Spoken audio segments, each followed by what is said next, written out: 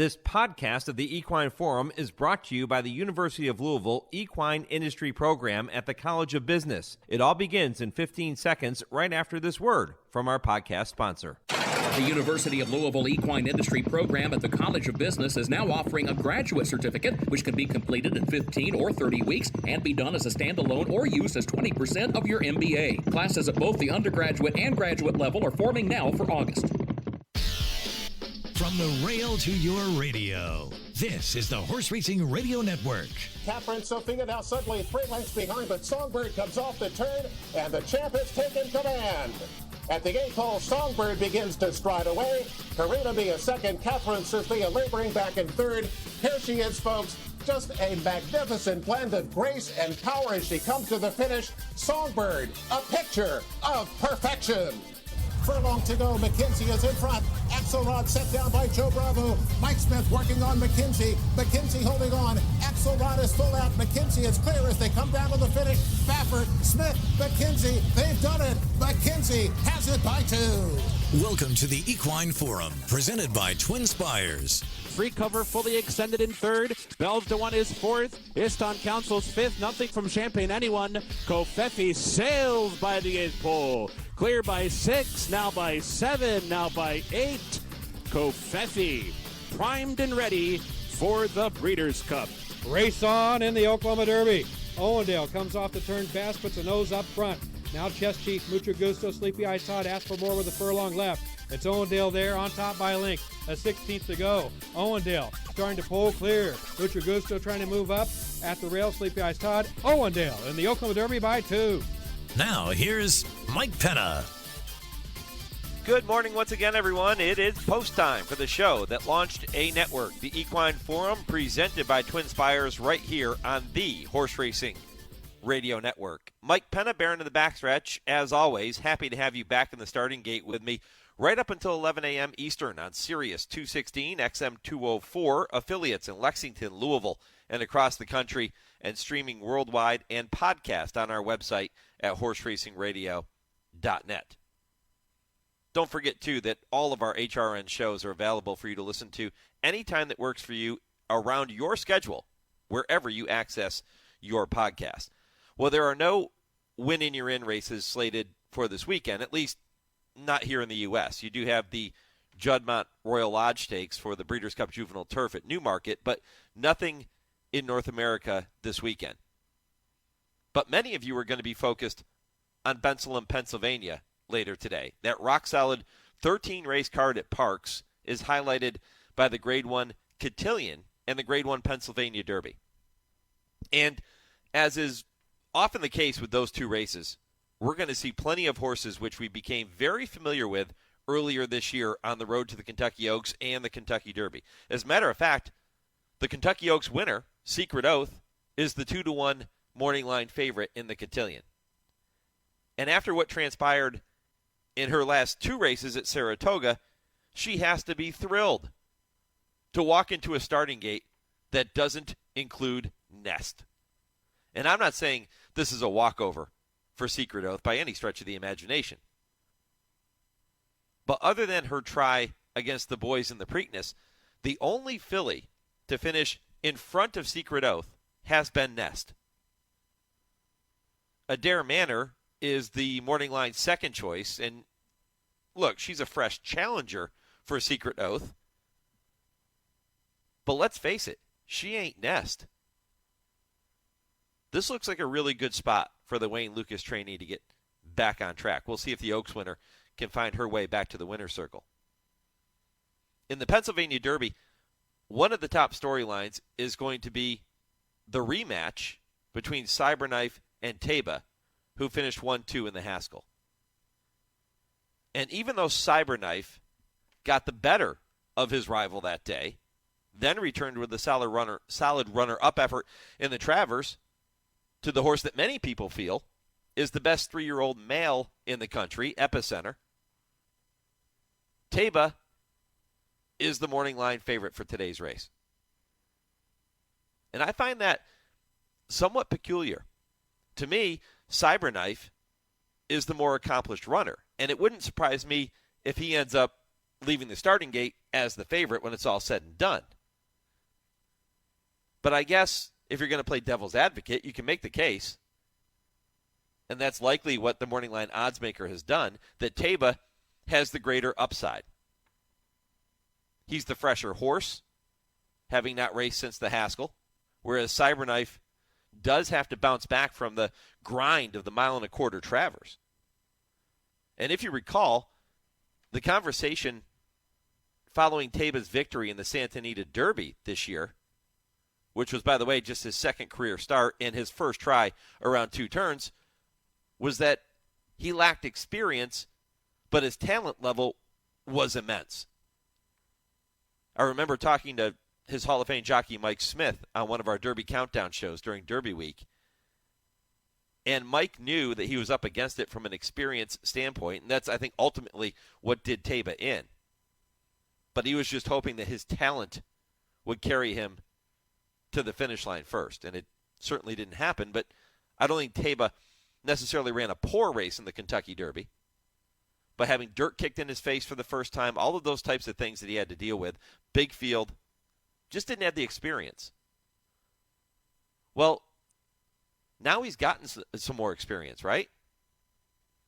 And if he combines that with the talent he obviously possesses, then today looks like it could be the perfect scenario for Taiba.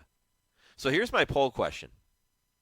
You can go to @HRN on Twitter, Horse Racing Radio Network on Facebook, or you can email me your responses, mike@horseracingradio.net. Who do you like in today's Pennsylvania Derby? Cyberknife, Taiba, or somebody else? And there are some talented runners in there with those two, but they are going to be the big two. They're 1-2 on the morning line, and they get that rematch from the Haskell. Should be a great showdown. Who do you like in today's Pennsylvania Derby? Cyberknife, Taiba, somebody else? And you keep waiting for Zandon to break through too, don't you? But maybe today's the day, but he just hasn't done it to this point. Cyberknife, Taiba, somebody else, @HRN on Twitter, Horse Racing Radio Network on Facebook, or email the show, mike@horseracingradio.net. Trainer Saffie Joseph Jr. is going to send out Florida Derby winner White Abarrio and West Virginia Derby winner Skippy Longstockings in that Pennsylvania Derby. He also has the Reds going in the Grade 3 Greenwood Cup and Of a Revolution in the Grade 2 Gallant Bob. And Saffie's going to be with me after our first break coming up at 8:15 Eastern. Tom Law is with This Is Horse Racing, and he's been providing the notes from Parks on all of the different stakes races this week. He's going to join me in hour number 2 at 9:20 to talk more about so many of the stakes races and that card in general, which, as I mentioned, is a really solid card at Parks this afternoon. Well, Lucky 7 Stables, Fun and Feisty, punched her ticket to the Breeders' Cup with a win in the Pocahontas last weekend at Churchill. And although that race was not a Breeders' Cup Challenge race, you have to believe Ken McPeak is headed to his hometown of Lexington with another very talented 2-year-old filly for that juvenile fillies in early November. Mike Mackin is the owner of Lucky 7 Stable, and he's going to be with me at 8:35 to talk more about Fun and Feisty and Rattle N Roll, who is going in tomorrow's Oklahoma Derby at Remington. I'm also going to be joined by owner Debi Ferguson, whose success rate retired on September 22nd after winning a very low-level claiming race at Arizona Downs. And you might be asking, all right, Barron, why is that noteworthy? Why are we talking about that here this morning? Well, in itself, it really isn't. But 12-year-old success rate went out a winner in his 100th career start. That's it. That was their goal. Get him to 100. He was sound. He was healthy. He was happy. He was doing everything he was supposed to do, loving being a racehorse.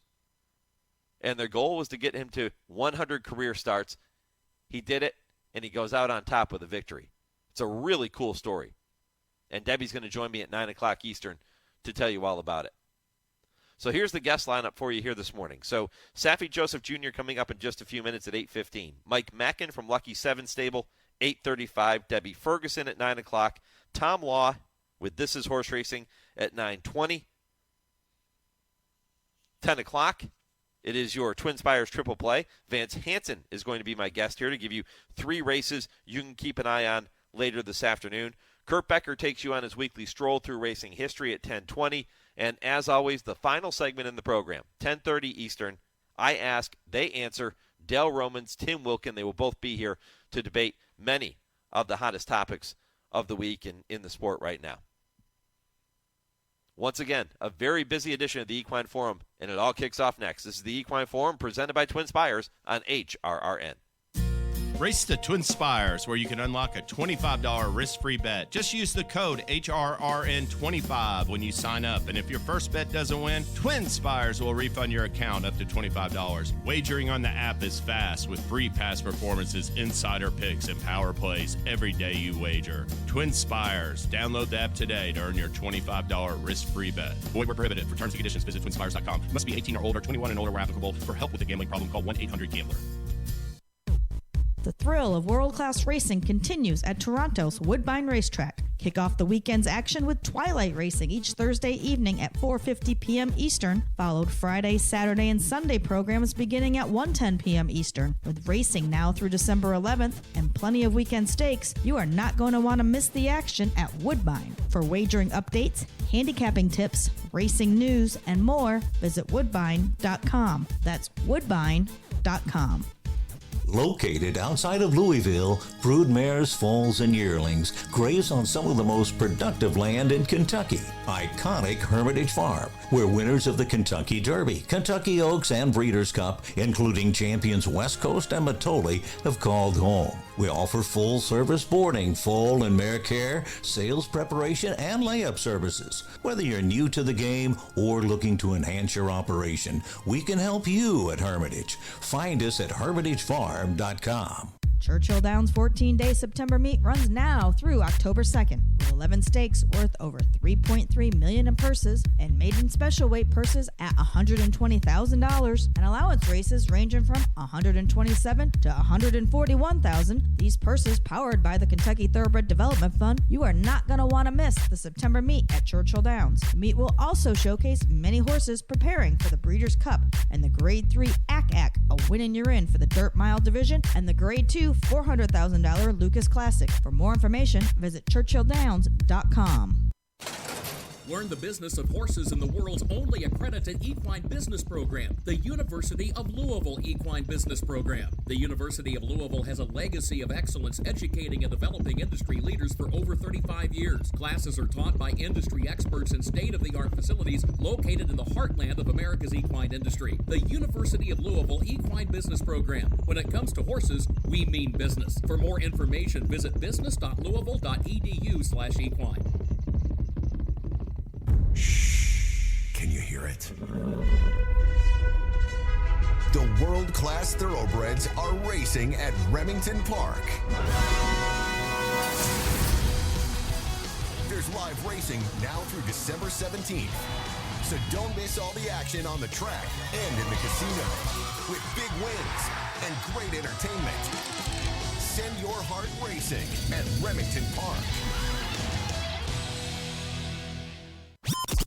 This is Wesley Ward. I'm the Conqueror Royal Ascot. I listen to HRRN.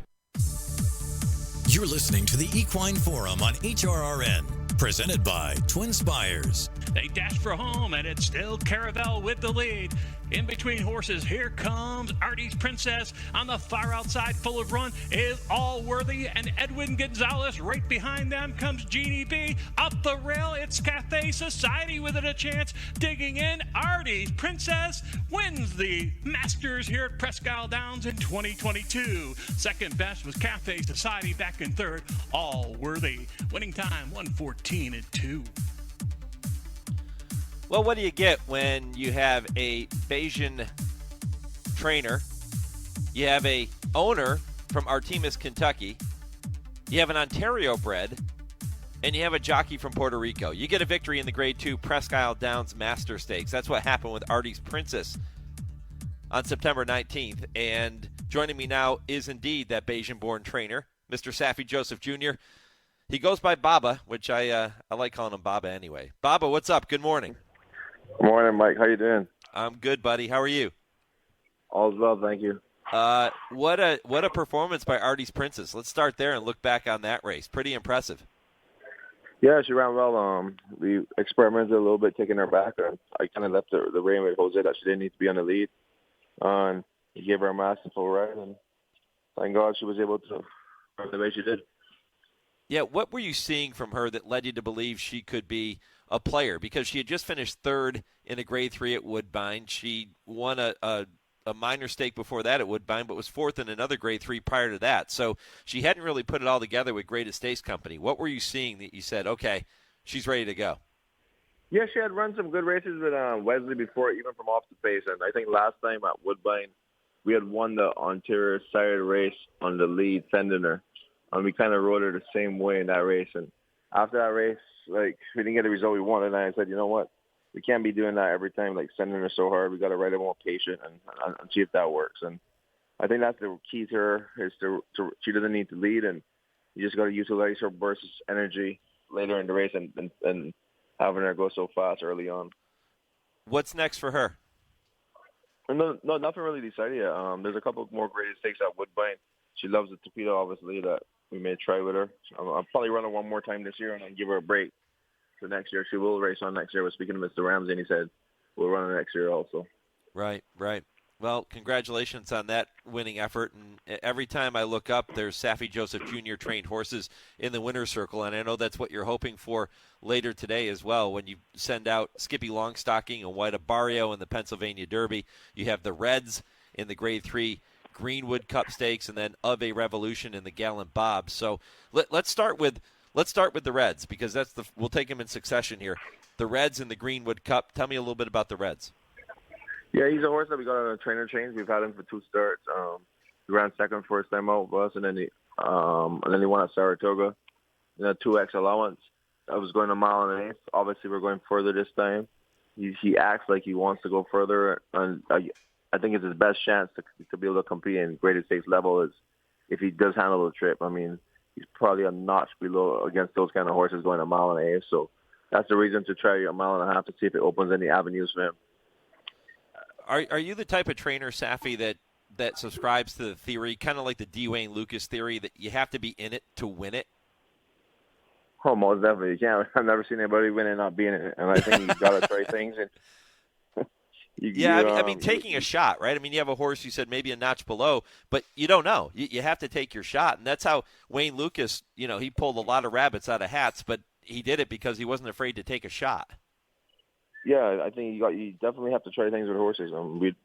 They can't talk, and they can't tell us what's their forte or what they want to do best. And just like Artie's Princess example, you learn by taking her back that's what she wants to do. We're putting her in the lead, and she's stopping, and then you take her back, and she explodes. So it's just small things that make a big difference with horses, whether it be surface, distance, how you ride them, and until you really, I always like to go through step by step with each horse to try different things to get the best out of them. And sometimes it works, sometimes it doesn't, but you try to learn each time, even if it doesn't work. Well, as you said, this is a horse that you've only had for a couple of starts now, so kind of a new horse in your barn. How long does it take you, Saffie, and what is the process of getting to know a new horse when they transfer to you? You just try to go over them and watch how they train, and then obviously when you run, you get a better indication. Sometimes some horses you learn quicker, and some horses it takes you a little longer. Obviously, the better the horse, they overcome trainers' mistakes, so you learn them much easier, or they make your job much easier. And sometimes it just takes a little longer to figure out some horses. They're like humans.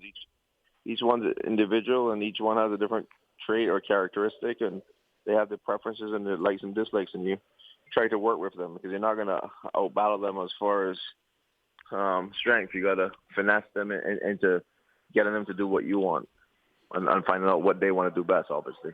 Will you actually go back and watch some of their previous races to see how they were handled by the other trainer, by the other jockeys that were aboard them? Do you go back and watch film, so to speak?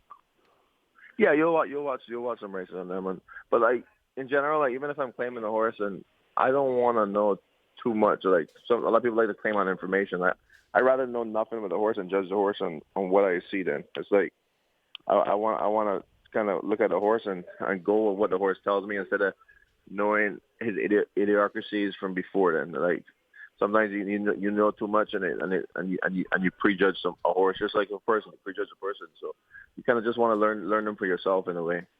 Yeah, start with a clean slate, make your own opinions and decisions from there. Correct.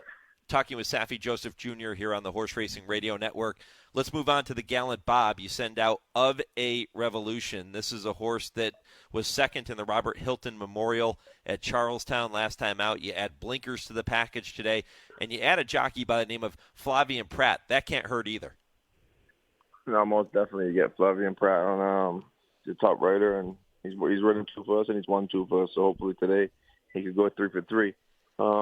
Of a Revolution, he's a horse that's run well. At Charleston last time made a big move, kind of flattened out. That was a 2-turn 7/8. So the cut back would help him. Kind of putting blinkers on him just to try to get a little more out of him. He's run well, but he hasn't really broken through to win one of these races. I think he does have one of them in him. It's a very competitive race. The whole card today is loaded. Like all these races are loaded, and this is another one that has a tough competitive feel. But we feel like our horse is capable of winning one of these races, and if the blinkers could just kind of put a little more speed into him and have him a little more handy for Flavien, we think he has a good chance. So will the running style change a bit? He's kind of been a stalker in most of his races. Do you see him being more forwardly placed than he has been? Yeah, I think he has the speed. The thing with him is he doesn't really leave the gate like super fast. He just kind of comes away from there, and most of the time he ends up in a stalking position because he hasn't broke as sharp as he should or could. That's what we need. Like if he was to break on the lead, I would be very confident that he would take a lot of catching. Saying that, there's a lot of speed in the race, obviously, but he doesn't need to lead, which is a good thing. He just needs to be a little bit more handier there. That when Flavien calls him, that he doesn't have enough as much to do. This will be the first time that Of a Revolution has worn blinkers in any of his races. When a trainer adds blinkers, Saffie, is it always a matter of trying to get more speed out of the horse, or could it be trying to get the horse to focus a bit more and not look around as much? It's a bit of both. Sometimes you want a horse to sit a little more in the bridle for the rider, and sometimes a lot of horses aren't paying enough attention. So it's a combination in that aspect. He's always a willing trying horse. It's just mainly to keep him, maybe to just be a little more handier from there. That's the reason for adding the blinkers on him. I mean, he's a pretty honest horse, but they do have some horses that get scared or intimidated in certain spots, and blinkers help them in that aspect also. You have 2 horses entered in the Grade 1 Pennsylvania Derby, White Abarrio and Skippy Longstocking. White Abarrio, a winner of the Florida Derby 4 starts ago. He's 0 for 3 cents. Man, what's it going to take for White Abarrio to get back on track later today? Yeah, his last race was obviously disappointed. Abysmal performance. He's much better than that. Maybe just one race too much on our part. As far as management-wise, we shipped him a lot. Maybe he was a tired horse. After that race, we started over from 0. We didn't pick any race. We didn't have any target, and we just took him to Saratoga for vacation, basically. We were going to train him and let him tell us. And each week we picked it up, work-wise, and he's answered all the questions that he deserves a shot in this race. It's a very competitive derby. It's a very competitive derby. It's loaded, probably only missing Epicenter. He's going to need to run the race of his life to win it, but we believe on his best day he can compete against these kind of horses.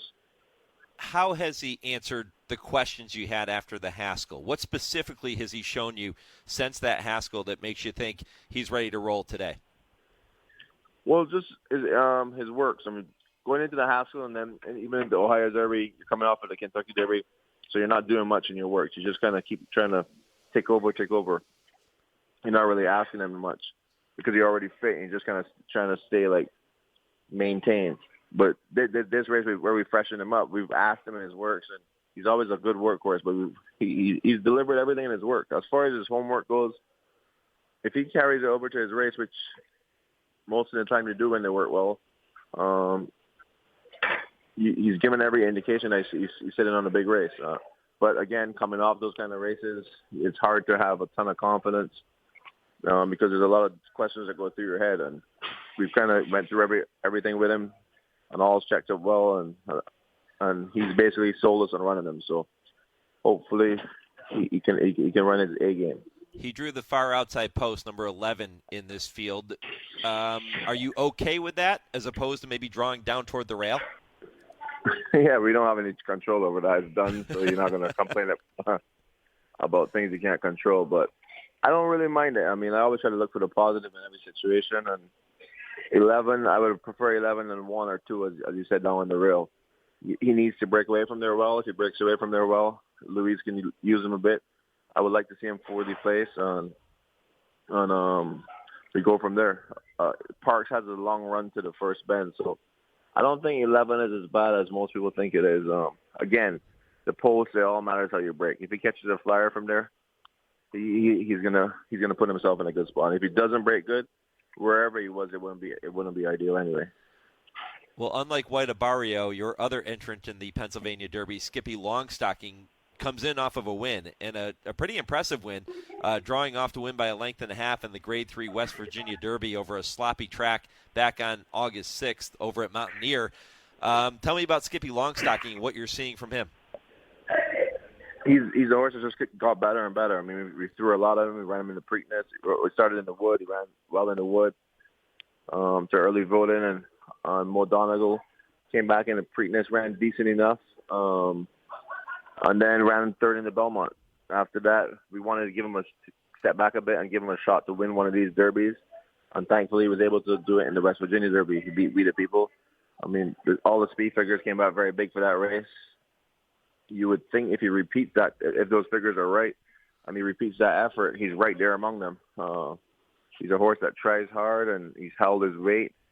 There's nothing to say from the last race to this race that he's disimproved. If anything, he maybe improved, and it's kind of hard to think that he would improve again, but he's weight-wise and physically and how he's done, it looks like that. So we're very hopeful of him running a big race also. Well, not only did he beat We the People, he beat Simplification, who was third in that West Virginia Derby. And poor Simplification, Saffie, you must be his least favorite trainer of all time, because you've defeated Simplification in some big races a couple of times now with White Barrio in the Florida Derby, and now the West Virginia Derby with Skippy Longstockings. I got a feeling that he doesn't like you a whole lot. Simplification, he's a good horse in his own right, most definitely. He's a very good horse, and he won the Fountain of Youth in Florida, and he's obviously ran great in the Kentucky Derby. He beat us in the Kentucky Derby, so he's a good horse, and he's a Florida horse. Like, if we couldn't win it, we wouldn't mind him to win it for Florida. Yeah, carry that Florida banner, the Sunshine State banner, if you will. Saffie Joseph Jr., my guest here on the Horse Racing Radio Network. Saffie, good luck in those races later today and throughout the rest of the year, and hopefully we'll be seeing you at Keeneland for the Breeders' Cup, my friend. Thank you very much, Mike. Take care. All right, see you, Baba. Saffie Joseph Jr. here on the Horse Racing Radio Network. Yeah, I mean, some live horses, right? I think White Barrio is the one that, you hear him talk about him and how it was a head-scratcher in the Haskell. Maybe an error on his part, running him too much, shipping him all over the place. Maybe it just took something out of him. He was just a tired horse. We see that with different football teams, for example. Right, where a defense will get tired late in the game and they just don't have the same pop, the same. We see that all the time in every sport.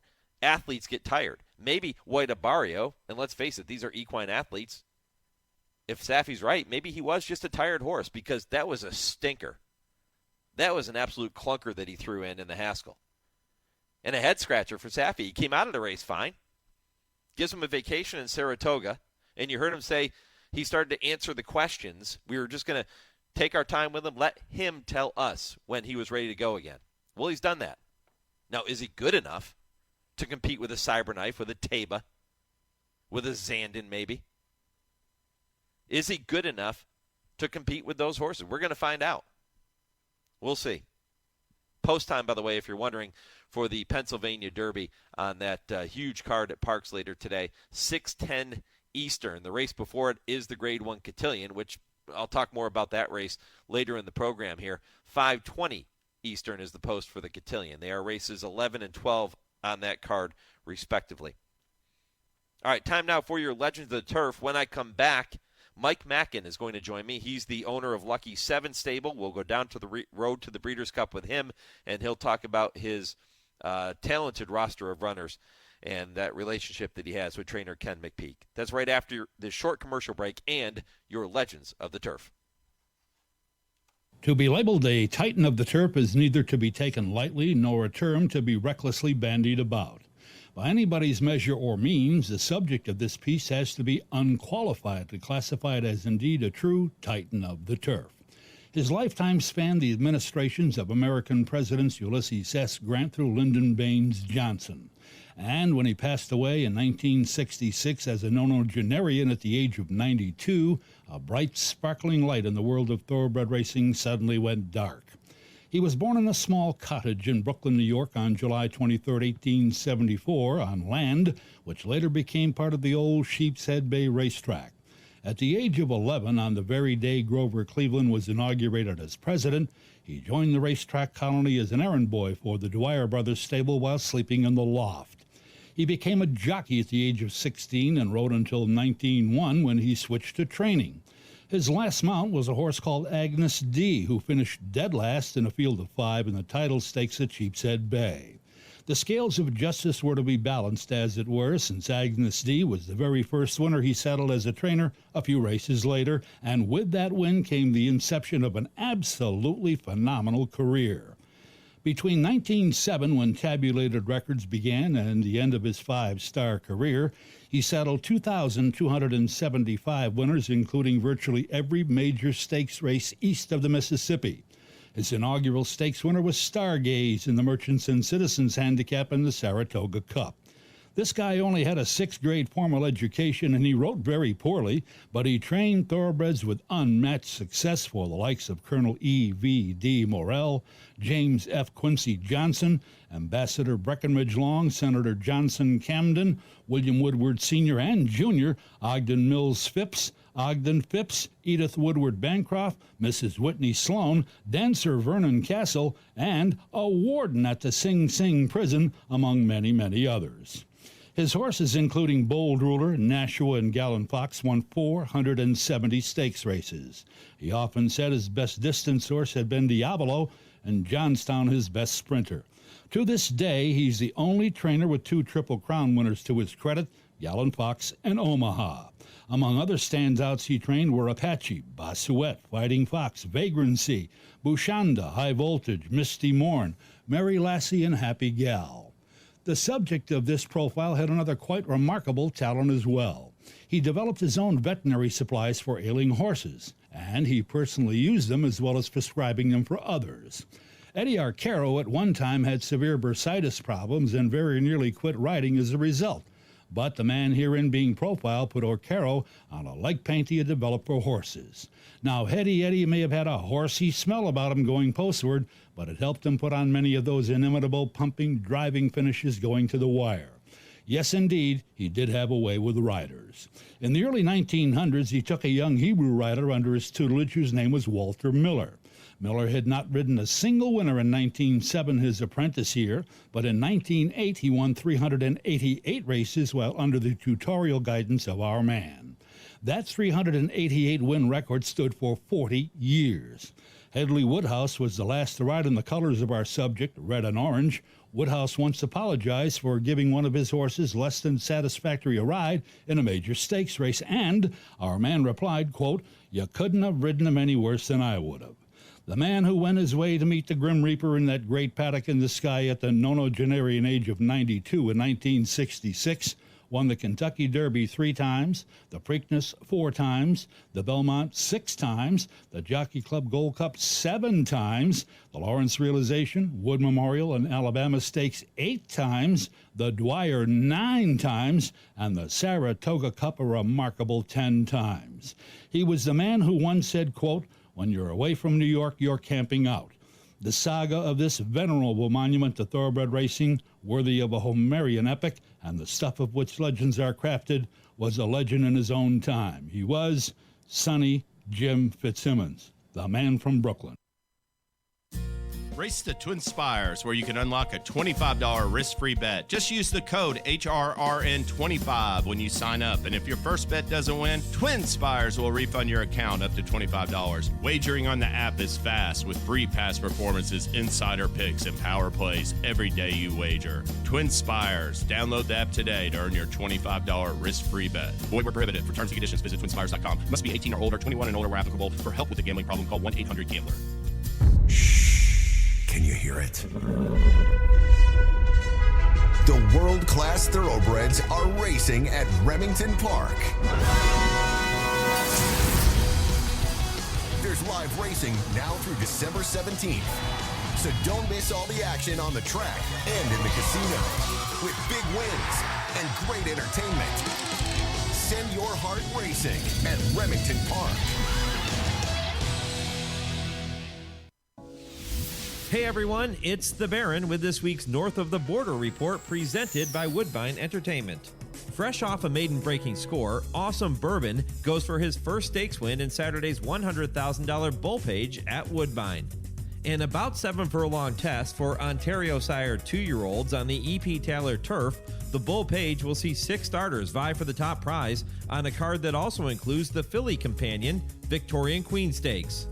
Trained by Ricky Griffith for Owners Racing Canada, Awesome Bourbon notched a 1 3/4 length win at 6 panels on the Woodbine Tapeta on August 14th. He's a versatile horse, praised Griffith. He's run well on the Tapeta and the turf, and you can't ask for anything more than that. Now he'll look for a repeat effort from Awesome Bourbon, who will step up into the stake spotlight for the first time. 8 starters, including undefeated Anam Kara, will take to the E.P. Taylor for the Victorian Queen. A daughter of Frack Daddy, Anam Kara won her debut on July 30th for trainer and owner Sarah Ritchie and followed it up with an impressive victory in the Muskogee Stakes on August 28th. Barbadian Patrick Husbands will get the leg up this afternoon.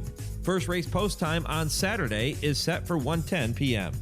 And that's your North of the Border report for this Saturday morning. For more updates and racing information, visit woodbine.com or follow along on both Twitter and Instagram at Woodbine TV. Hi, this is Jockey John Court. You're listening to the Horse Racing Radio Network. You're listening to the Equine Forum on HRRN, presented by TwinSpires. As they come for the top of the stretch, Friendly Persuasion up to confront Grand Love. They shoulder to shoulder right off the turn. They brush top of the stretch. They're trying to hang in there. Fun and Feisty continues to roll. And Fun and Feisty over the top and to the front. Shoplifter trying to rally down inside. Grand Love gives way with Friendly Persuasion and Boss Lady Bailey. But it's Fun and Feisty. And off the pace winner, the Pocahontas. 3 lengths in the end. Shoplifter was second. Tight for third there, Grand Love or Boss Lady Bailey. Welcome back to the Equine Forum, presented by TwinSpires on this Saturday morning. Mike Penna, Baron of the Backstretch, happy to have you along for the ride right up until 11 a.m. Eastern. What a ride by Julian Leparoux aboard Fun and Feisty in the Grade 3 Pocahontas. Travis Stone had the call that you just heard.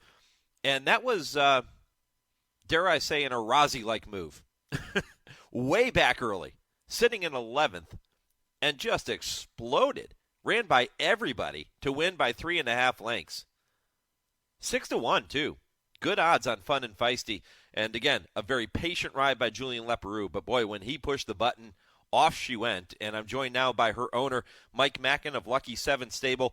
Mike, good morning and congratulations on that big win. Good morning and thank you, sir. You know, you're no stranger to being in the winner's circle in some big races, but that one had to be pretty special for you.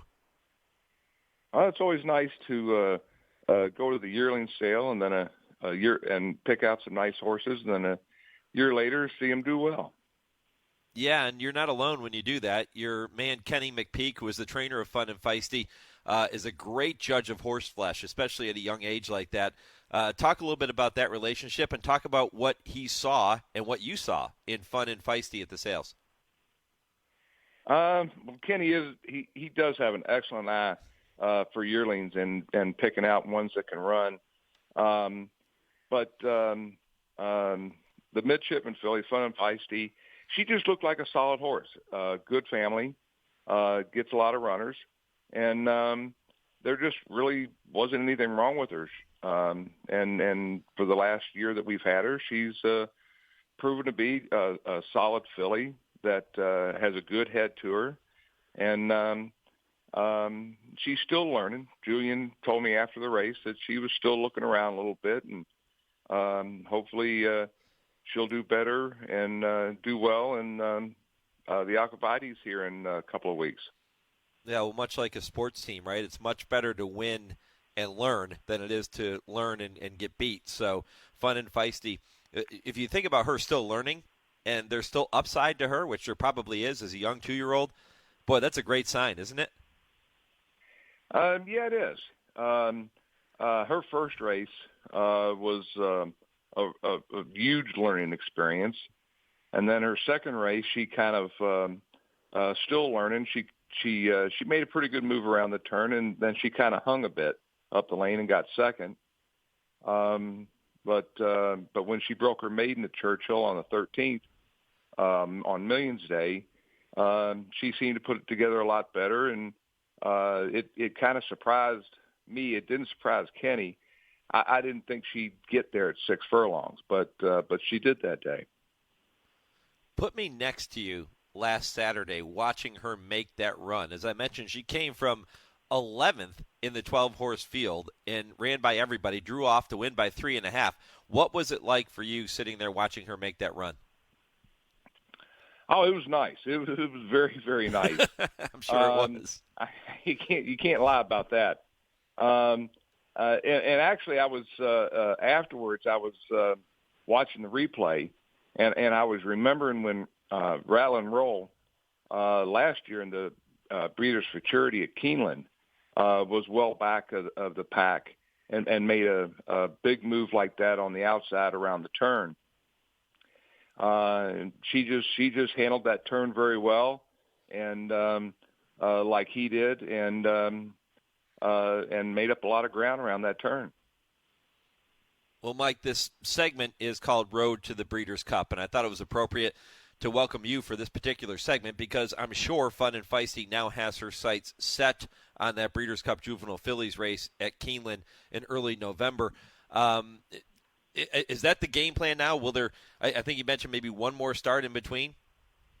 We're going to run the Alcibiades at Keeneland. I think it's on the 7th, that Friday afternoon, and hopefully she does well there, which sets her up for 4 weeks later for the Breeders' Cup. Yeah, and you bring up another name, Rattle N Roll, and I know that was a big day for you in the Breeders' Futurity when he won that race. Tell me about Rattle N Roll and how he's doing and what we're going to see from him. Oh, he's doing great. We entered him yesterday in the Oklahoma Derby. I think he's 5 of 8 out there for Sunday, actually Sunday night, East Coast time. I think the race runs around 8:15 Central Time, 9:15 our time. But he's doing well. But he's a kind of horse that he doesn't have a whole lot of speed.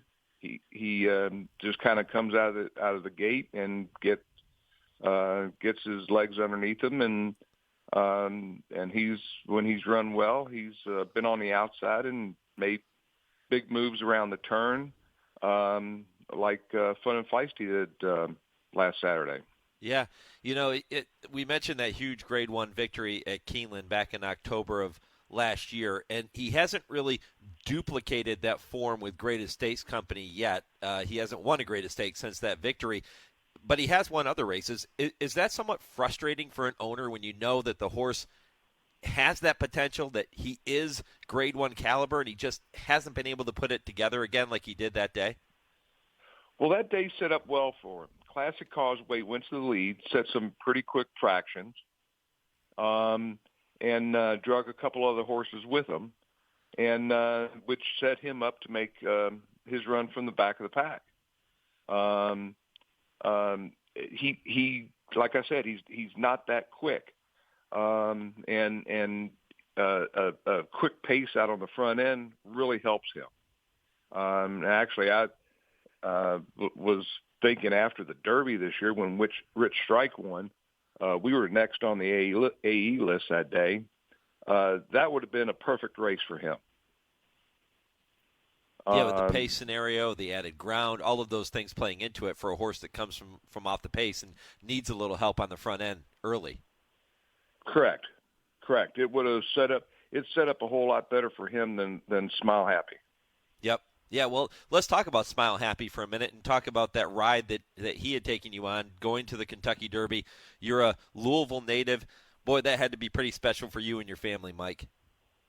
That was fun. We've like you said, we've had some decent horses over the year and won some good races, but that was really it was the first time we've ever made it to the Kentucky Derby.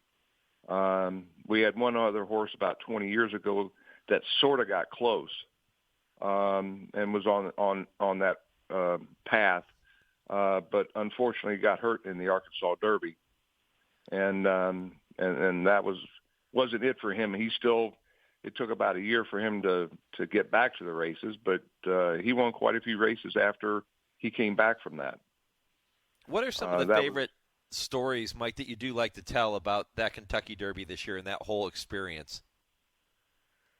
Well, it was just having 99.9% of our family in from all over the country.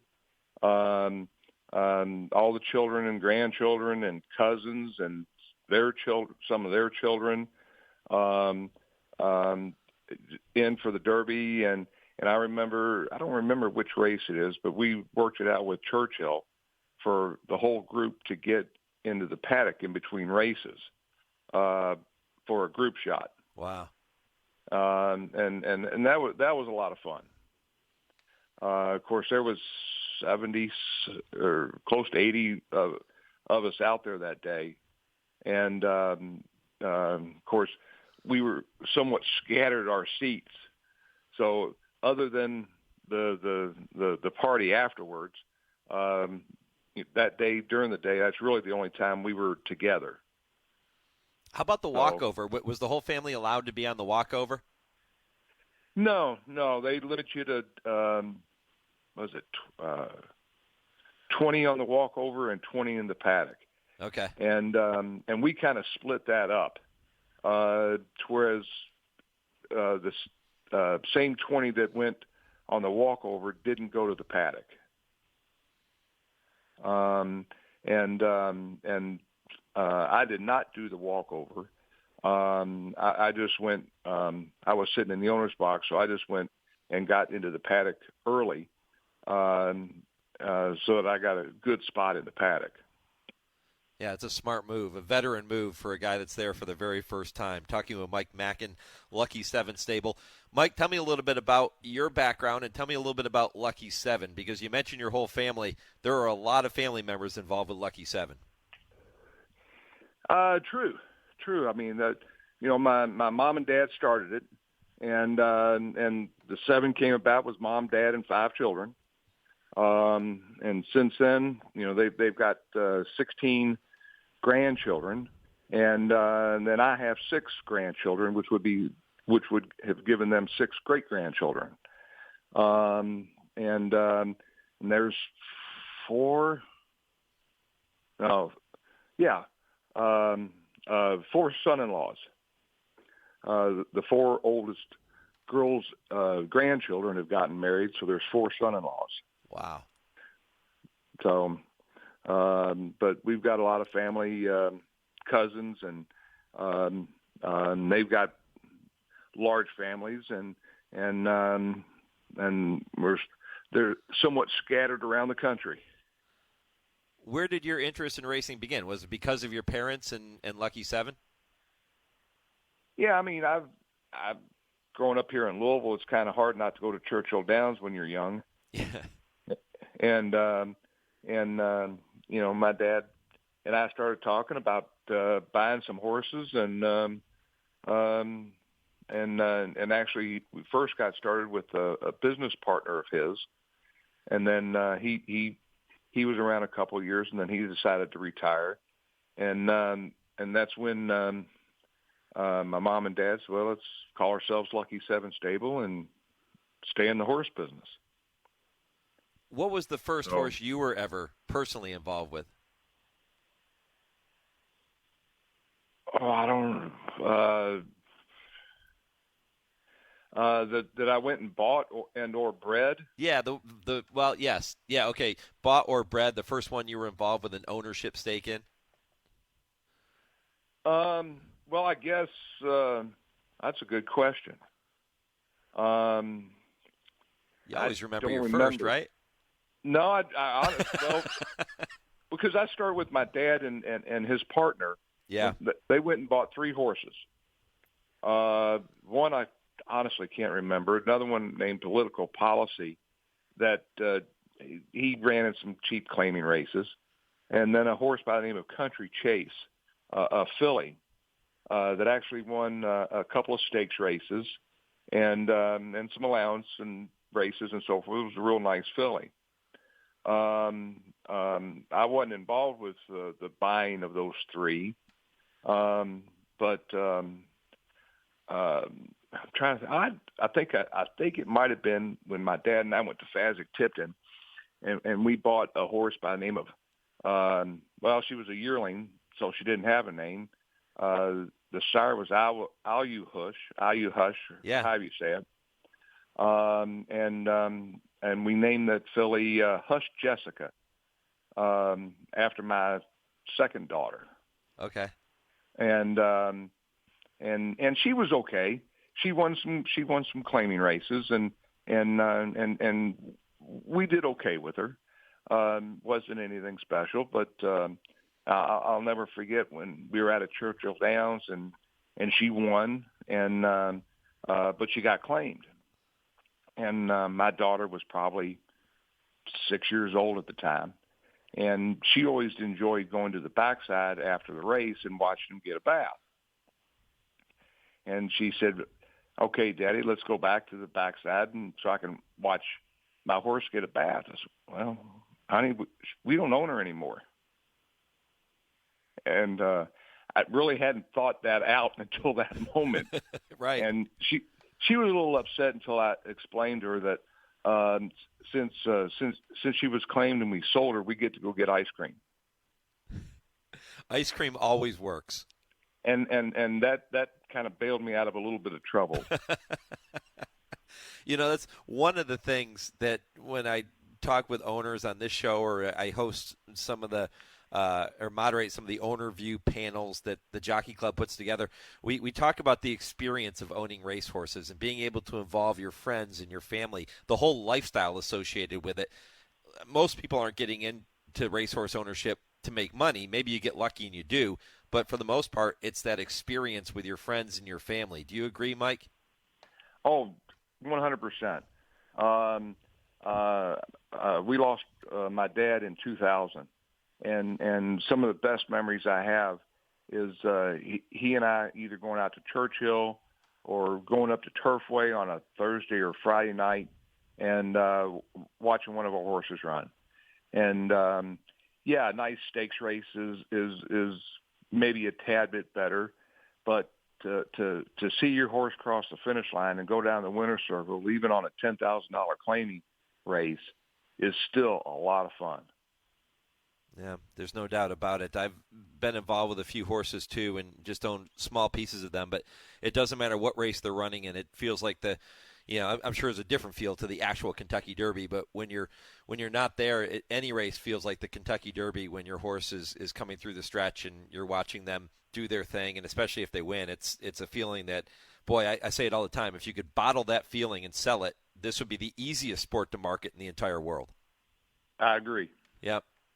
Mike Mackin is with me. He's with Lucky 7 Stable. Rattle and Roll in the Oklahoma Derby tomorrow, and, of course, Fun and Feisty, the big win in the Pocahontas, and now pointed for the Alcibiades coming up at Keeneland on their opening weekend, and then hopefully on to the Breeders' Cup. Mike, listen, I really appreciate the visit here this morning. All the best with your entire stable, and I'll look forward to catching up with you again down the road. It was a pleasure talking with you. You too, my friend. Mike Mackin, Lucky 7 Stable here on HRRN. When I come back, I will tell you what's coming up in hour number 2, and we'll look ahead to hour 3 as well. This is the Equine Forum on the Horse Racing Radio Network. Hi, Tony. Hey, Matthew. There's a reason why Tony's Steaks and Seafood is my favorite restaurant. It's because I want to feel part of the family. Isn't that right, Tony? That's right. There's a saying on the wall that I truly believe in. There's always room for one more at our table. We just want you to be part of our family. And believe me, you will be. It's Tony's Steaks and Seafood right across from Triangle Park. Visit them at TonySteaksandSeafood.com. Woodford Feed, where tradition merges with technology.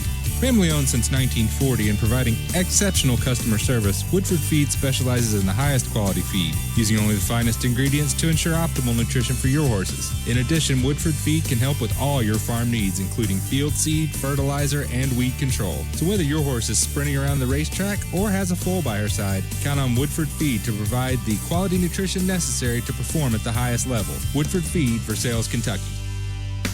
Racing fans, don't miss Breeders' Cup Challenge Weekend at spectacular Santa Anita next Saturday and Sunday, October 1st and 2nd. Next Saturday, we'll have 6 stakes, including the Grade 1 Awesome Again for horses prepping for the $6 million Breeders' Cup Classic at Keeneland, and Santa Anita Park is honored to have legendary Hall of Fame trainer Ron McAnally presenting the trophy on Saturday for the Grade 2 $200,000 John Henry Turf Championship. Join us on track, and you can play in the $4,000 opening weekend challenge, and you can take a shot at a $5,000 on-track bonus. And you can play from anywhere, free, in our $5,000 online Showviver. Bring the family. Our infield family fun zone is back with inflatable jumpers, pony rides, face painting, and more. Opening day for Santa Anita's Autumn Meet is this Friday with free admission and general parking, as well as $3 beers and $5 margaritas. World-class racing is back next weekend at Santa Anita. Have you heard the news about this year's Claiming Crown? The Breeders' Cup for claiming owners is moving to historic Churchill Downs for 2022, and it all takes place Saturday, November 12th beneath the iconic TwinSpires. 8 races, over $1 million in purses, plus KTDF funds for eligible horses. Requests for eligibility are due October 22nd. Don't miss your chance to participate in this year's Claiming Crown at Churchill Downs, Saturday, November 12th. Learn more at nationalhbpa.com. Hi, this is jockey Brian Hernandez. For me, there's no bigger thrill than crossing the finish line in front, and nobody captures the excitement of our sport like Horse Racing Radio Network. Each week, HRRN brings you exclusive talk shows, podcasts, and in-depth conversations with the biggest names in racing, jockeys, trainers, owners, and more. Plus, HRRN is committed to helping disabled riders through their support of the PDJF. So climb aboard a winner today by visiting horseracingradio.net. This is Eddie Delahousie. You're listening to the Horse Racing Radio Network. You're listening to the Equine Forum on HRRN, presented by TwinSpires. The first quarter in 22 3/5 seconds. Uncle Floyd and Kona Coast are heads apart. They straighten in tandem. Look out for Success Rate, who's between runners. Here comes Success Rate. Smiling Matt on the inside. 1 furlong to run. Kona Coast and Success Rate. What a story this is going to be. Success Rate in his 100th career race goes out a winner. Success Rate will retire after that performance. Congratulations to Success Rate and the Fergusons winning the nightcap and career race number 100. Yeah, career race number 100 for Success Rate. His final career race, he will go off to retirement now at Kurt and Debi Ferguson's farm and live out his days in the Southwest happily after winning his final career race. 14 wins from 100 starts, 26 seconds, 11 thirds. He earned $279,000 in a career. And I love this part of the story. Success Rate actually began his career in 2012. 2012, 10 years ago. That was the year Shanghai Bobby won the Breeders' Cup Juvenile. To put it in perspective for you. What a fantastic story. Wonderful stuff. And congratulations to Success Rate, the son of Friends Lake. And I'm going to be joined by Debi Ferguson to kick off hour number 2 momentarily. She will tell you the story of Success Rate. And she has another story, too, that's pretty good about another horse that came to her at an advanced age and continued to race. We'll tell you that story, too, to kick off hour number 2. Tom Law from This Is Horse Racing is going to tell you more about the big card at Parks and talk about the Cotillion and Pennsylvania Derby with me at 9:20. And then coming up at 10 o'clock Eastern, the TwinSpires Triple Play. Vance Hanson is my guest today to give you 3 races to keep an eye on. Kurt Becker will take you on his weekly Stroll Through Racing History at 10:20. And at 10:30, I Ask, They Answer with trainer Dale Roman's turf rider Tim Wilkin. You won't want to miss that either. I want to remind you before I get to hour number 2 that bidding is now open on Fasig-Tipton Digital for the final phase of the Glenn Todd Dispersal. The catalog consists of 35 entries of in-foal mares and weanlings, all of which are located at Todd Manor Farm just outside of Lexington, Kentucky. John Glendon, Glenn Todd, a Hall of Fame owner and breeder and a pillar of the British Columbia thoroughbred industry, passed away on March 27th at the age of 75. 21 broodmares and 14 weanlings from Todd's estate are being offered over the next week on Fasig-Tipton Digital. You won't want to miss it. Broodmares cataloged are in foal to American Freedom, Army Mule, Cairo Prince, Echo Town, Enticed, Frosted, Good Magic, Knicks Go, just to name a few. His weanlings on offer are by Cairo Prince, Frosted, Hard Spun, Motown, Outwork, Practical Joke, and The Factor. And here's the best part. All of the horses in this Fasig-Tipton Digital sale are selling without reserve. Without reserve. Bidding is going to close this coming Thursday, September 29th at 2 p.m. Eastern. Prospective buyers should visit digital.fasigtipton.com. That's digital.fasigtipton.com to register to bid and view that catalog. And they also have that California yearling sale coming up next Tuesday before they roll into that very heavy sales schedule for the fall. So make sure you check that out. What a great sale that's going to be, the Fasig-Tipton digital sale. All right, I'm back with hour number 2 right after a 10-second pause for station identification and your Visit Barbados racing update. This is the Horse Racing Radio Network.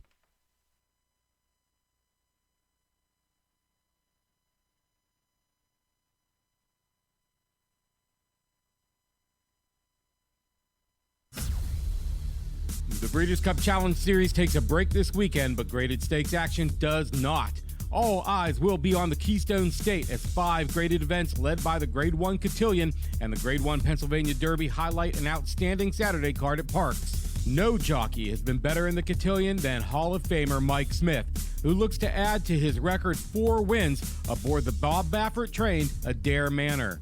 Standing in his way are Kentucky Oaks heroine Secret Oath, along with a trio of talented fillies from the barn of Todd Pletcher, and Clairvitz Stables Mother Goose winner Gerrymander. Familiar faces mix in with newcomers in the Pennsylvania Derby, with Cyberknife, Taiba, Zandon, Tawny Port, and White Abario expected to attract the most betting action. And that's your Visit Barbados racing update, brought to you by Barbados Tourism. Learn more at visitbarbados.org.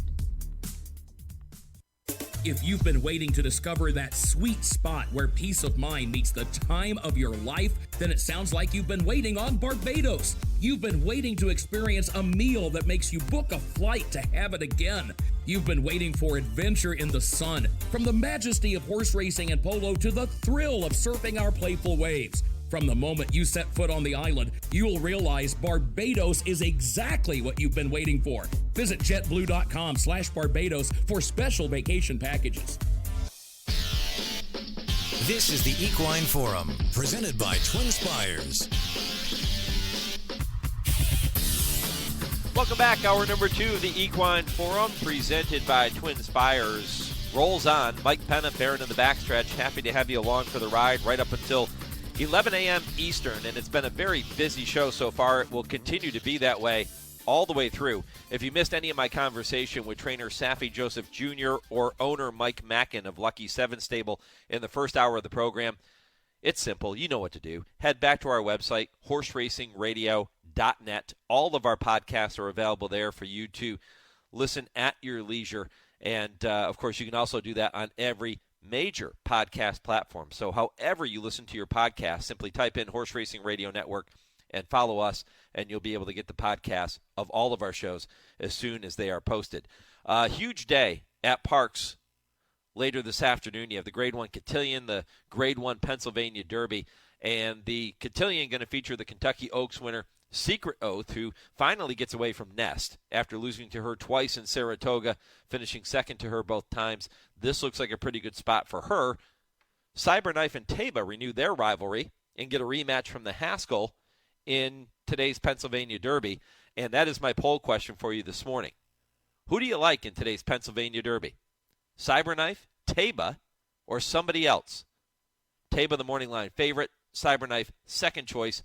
And if you think it's somebody else, just click that box and specify who you think is going to win today's Pennsylvania Derby. You can do that at HRRN on Twitter, Horse Racing Radio Network on Facebook, or you can email the show, mike@horseracingradio.net. All right, well, hour number 2 begins with a great story. And, you know, so often in our sport, all of the negative stories that take place drown out the positive ones. And this is a positive story, and I wanted to bring it your way. I am joined now by Debi Ferguson and her husband, Kurt, along with Joe Wheeler, the owners of Success Rate. And I told you about him before we got to hour number 2. Won his final career race on September 12th at Arizona Downs in his 100th start. And he will now retire to Kurt and Debi's ranch near Phoenix. And Debi with me now here on the Horse Racing Radio Network. Debi, good morning. Good morning. Appreciate the visit, and congratulations on all of your success with Success Rate. Well, thank you. It's always fun. How cool is it, first of all, to have a horse that makes 100 starts? Well, it's special. I mean, and he's a special horse, and we committed to the 100 races quite a while back. Kurt kept saying, if he makes it to 100 races and everything's good, he says, I'm going to retire him after 100 races. So that's what we did. You know, it's kind of a fairy tale type of ending, too, because he wins that final career start and goes out on top. You can't script it any better. No, I know. It just, it's just the perfect storm. Byron asked me, well, he asked me if there was a chance that he might run again, and I said, well, what a better way to go than your 100th race and be a winner. So there's no better way to go than doing it like that. And you mentioned the name Byron. That's Byron King with Blood Horse, who also sits in with us here on the radio network from time to time. Byron put together a wonderful story on Success Rate and on everything that you've accomplished with this horse, and that's at bloodhorse.com. You can go read it. It's really, really well done. And it drew my attention to you and to Kurt, Debi, and to this particular horse and this great story. You mentioned as long as everything was going well, the goal was to get him to 100. So when he got there and he wins that race the other day, was it a little emotional for you and for Kurt? Oh, it was very emotional.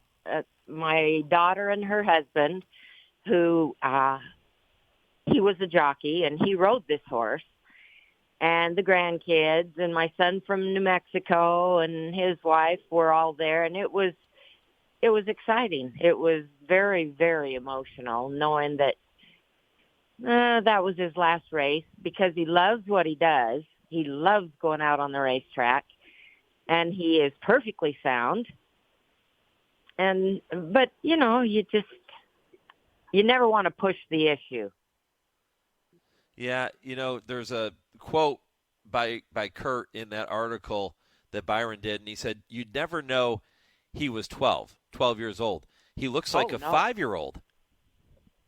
And sometimes acts like a 2-year-old. Kurt or the horse? Well, okay. Well, and he meant, it means so much to your entire family, not just you and Kurt. Oh, yes. That horse, when the two grandchildren that are in the pictures were little,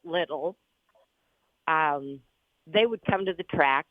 The littlest one at the time was just a baby, but Gianni would want to ride. Well, he'd go get a saddle towel, and he wanted a saddle towel on him, and he'd ride him around in the stall, and then as they got older, we got them their own little groom buckets. And when he'd be on a break out here at the ranch, they'd take their groom buckets and they'd go in and they'd be underneath him and in between his legs and picking up his feet and brushing his tail.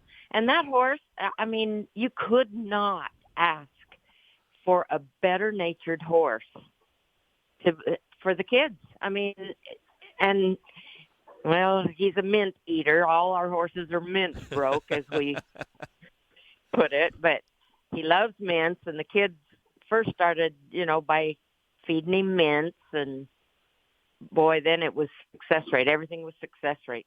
You just couldn't say anything about anybody else. It was success rate. Yeah, a beautiful horse, too. He's, from what I can see in the picture, a chestnut with a beautiful white blaze down his face, and there is a great picture of Gianni with him in that article on Blood Horse. I think that's a fantastic picture. How old was Gianni in that picture? In that picture, he was 7, I believe. Okay. That was just this year. Yeah. But I have pictures of him when he was just barely over a year. It's so cool that they still will have the opportunity to be around him as he's going to retire to your ranch near Phoenix, and it's great that they'll have the opportunity to stay close to him. Yes.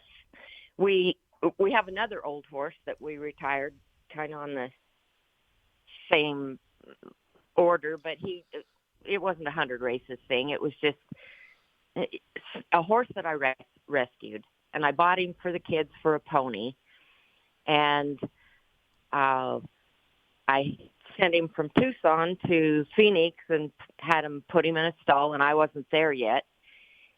And Kurt called me, and he says, "What is this scrappy-looking thing in the first stall?" I says, "Don't worry, it's a horse I bought for the kids." And he says, "Well, who is it?" And I says, "His name's Barrel Knot." So he went and looked him up, and, we started fattening him up and cleaning him up and fixing his feet and just doing what we'd have done no matter what. And he says, "This horse has got some back class." So Gianni came to the track, and we showed him the horse, and I says, "His name's Barrel Knot. What are we going to call him?" He looked at him, and he says, "Brownie." So we decided, or Kurt decided, he says, "Well, I'm going to run this horse. He'll win a race and pay for himself." And I said, "Well, that's not what I bought him for," but he got him ready and ran him, and Gianni and I were the owners. Martine was the jockey, and he won that first race. Wow. And so that was another exciting time, and he was 12 at the time, but he made a lot more money than Success Rate did, but just a great horse. It's same kind of personality and temperament, around the kids, and so we've really been fortunate. We've really been blessed with good horses, and you fall in love with them. I mean, my dad used to say, "You can't fall in love with all of them." Well, I understand, but well, they become like your children too, don't they? Oh, yes. Yeah. Yes. And I used to walk into the shed row and I'd say, "Good morning, kids," and their heads would all pop out waiting for a mint, and just fun times. Yeah, and it's so great. By the way, visiting with Debi Ferguson, owners of Success Rate, who, if you are just tuning into this interview and joining the show, Success Rate winning his final career start at Arizona Downs on September 12th at the age of 12, his 100th career start. And I think sometimes, Debi, the sport in general, there are jurisdictions, by the way, that won't even allow horses that are 12 years old to compete in any races Correct. at those racetracks. And I think the sport gets a bad rap for people look at that as being abusive to horses, but in some respects, with a horse like Success Rate, who was doing so well, loving his job, was completely sound at the age of 12, it's almost cruel not to let them do what they love, right? I agree. I totally agree. I know that there are some people who they push every issue. It doesn't matter how old the horse is; they push every issue, and it's horses in this industry anymore it seems like they've become just a tool, a commodity, and there's no compassion or it's a business, it's a business. That's all there is to it. And it has become very business structured. And it's just sad that horses that get good care at that age can't continue to do their business as long as they enjoy it. Yeah. There are no age restrictions in Arizona, right? No, there is. Well, 13. 13, you okay. Can't run after their 13th year. And you can't run them if they've just been running on some fair meet somewhere and not performing, you know. Yeah. So. You know, these are the stories, though, Debbie, that I think need to be told more often. And that was one of the reasons I wanted to ask you to join me because, you know, obviously you're talking about rescue horses and your love and your family's love for the horse, which is where it all begins. These are the stories that, quite honestly, are the predominant storylines in racing, but oftentimes the bad stories are the ones that people want to read about, right? I mean, good stories totally. like this, they're not sexy. So, right. You know, to me though, this is what the majority of racehorse owners are all about. They're all about the horse and taking care of them the right way. Yes, I agree. How many horses do you have on the ranch now? Oh dear, I think we've got 12 or 13 out here waiting to get into Turf Paradise. Mm-hmm. Many rescue horses? No, actually not at this time. We have done a lot for horses in our barn. We either sell them to a hunter jumper line or find a rescue that repurposes them, and some of our own race horses we have repurposed ourselves. All the ponies that I rode when I was ponying were racehorses that we had that I just said, I'm going to ride them, not run them. So, you know, we tend to hang on to a lot of them. Yeah. And Debbie, you yourself have worked in several different jobs around the racetrack, a former trainer, racing official, steward. I mean, you've been the person making the decision on a lot of the horses that we will see on the racetrack. So you understand it from that perspective, too, which is great. It gives you a nice, well-rounded perspective when we see these types of stories. Yes, that's true. Yeah. Well, it's a fantastic story and, you know, success rate and his brilliant career. And I do say brilliant. If you started 100 times, it is a brilliant career no matter what level you're competing at, no matter how many races you win and how much money you earn. Really cool horse, really cool story. And, Debbie, I really appreciate the conversation here this morning. Well, thank you for having me. Yeah, and go give Success Rate a mint. He deserves it. Oh, no problem. Give him the whole bag. Yeah, well, he manages that within a short period of time. I'm sure he does. Debbie, appreciate it. Congrats on all the success, and keep up the wonderful work out there. Thank you. All right, Debi Ferguson here on the Horse Racing Radio Network. Again, her and her husband, Kurt, have their ranch near Phoenix, and you heard her talk about her love of the horse. And that is, I'm telling you, that is what the storylines should be. That is what we should be talking about in this sport, because Debbie is in the majority, not the minority. She is in the majority when it comes to taking care of these racehorses. Pretty special stuff. I love that story. All right, when I come back, Tom Law is going to be with me from This Is Horse Racing. Tom has been working at parks throughout the week to bring you all of the updates on the horses going in the Cotillion and the Pennsylvania Derby later today. I'll visit with Tom next. This is the Equine Forum presented by TwinSpires on HRRN.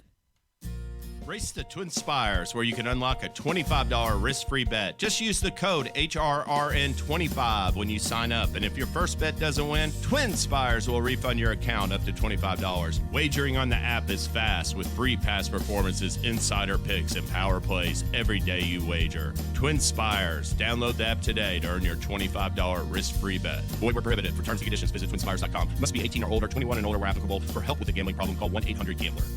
Maryland has thoroughbred racing covered this fall. The legendary Pimlico Racecourse offers September racing that includes the Fall Festival of Racing covering 2 Saturdays with 8 stakes worth $875,000 in purses. Live racing returns to Laurel Park on September 29th, and the first Saturday of the Laurel Fall Meet starts the season with 5 stakes worth $575,000 in purses. October keeps bringing it with Maryland Million Day featuring 12 stakes and over $1 million in purses. Details at marylandracing.com. Racing Friday through Sunday, post time 12:40 p.m.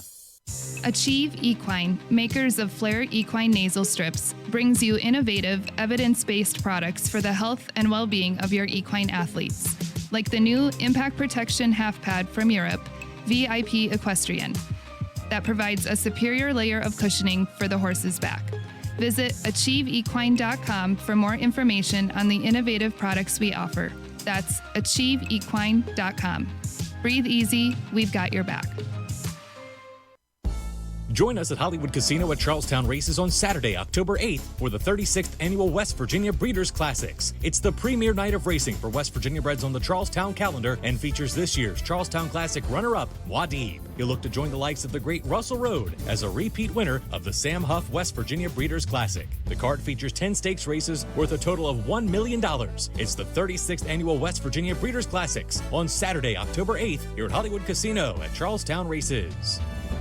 I'm here with Joe Brown Nicholson of Nicholson Insurance Agency. Joe, how do you value a horse for insurance? Well, Mike, it's easy to value a horse when purchased out of a public auction. The insured value would simply be the auction price. But insuring homebreds can be a little more involved. How so? Well, factors such as a stud fee, conformation, pedigree, sales and race records of siblings, even popularity of the stallion all come into play. How closely do you work with owners in determining a horse's value? Well, the owner has a pretty good idea of the horse's value, so generally it's just a matter of agreeing to the request and having the policy issued. For all your equine and general insurance needs, including farm owners, liability, homeowners, auto, and more, contact Joe Brown Nicholson at nicholsoninsurance.com or call 859-224-7080. That's 859-224-7080. Nicholson Insurance Agency.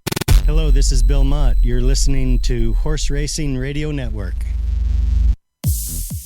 You're listening to the Equine Forum on HRRN, presented by TwinSpires. They make their way toward the top of the stretch.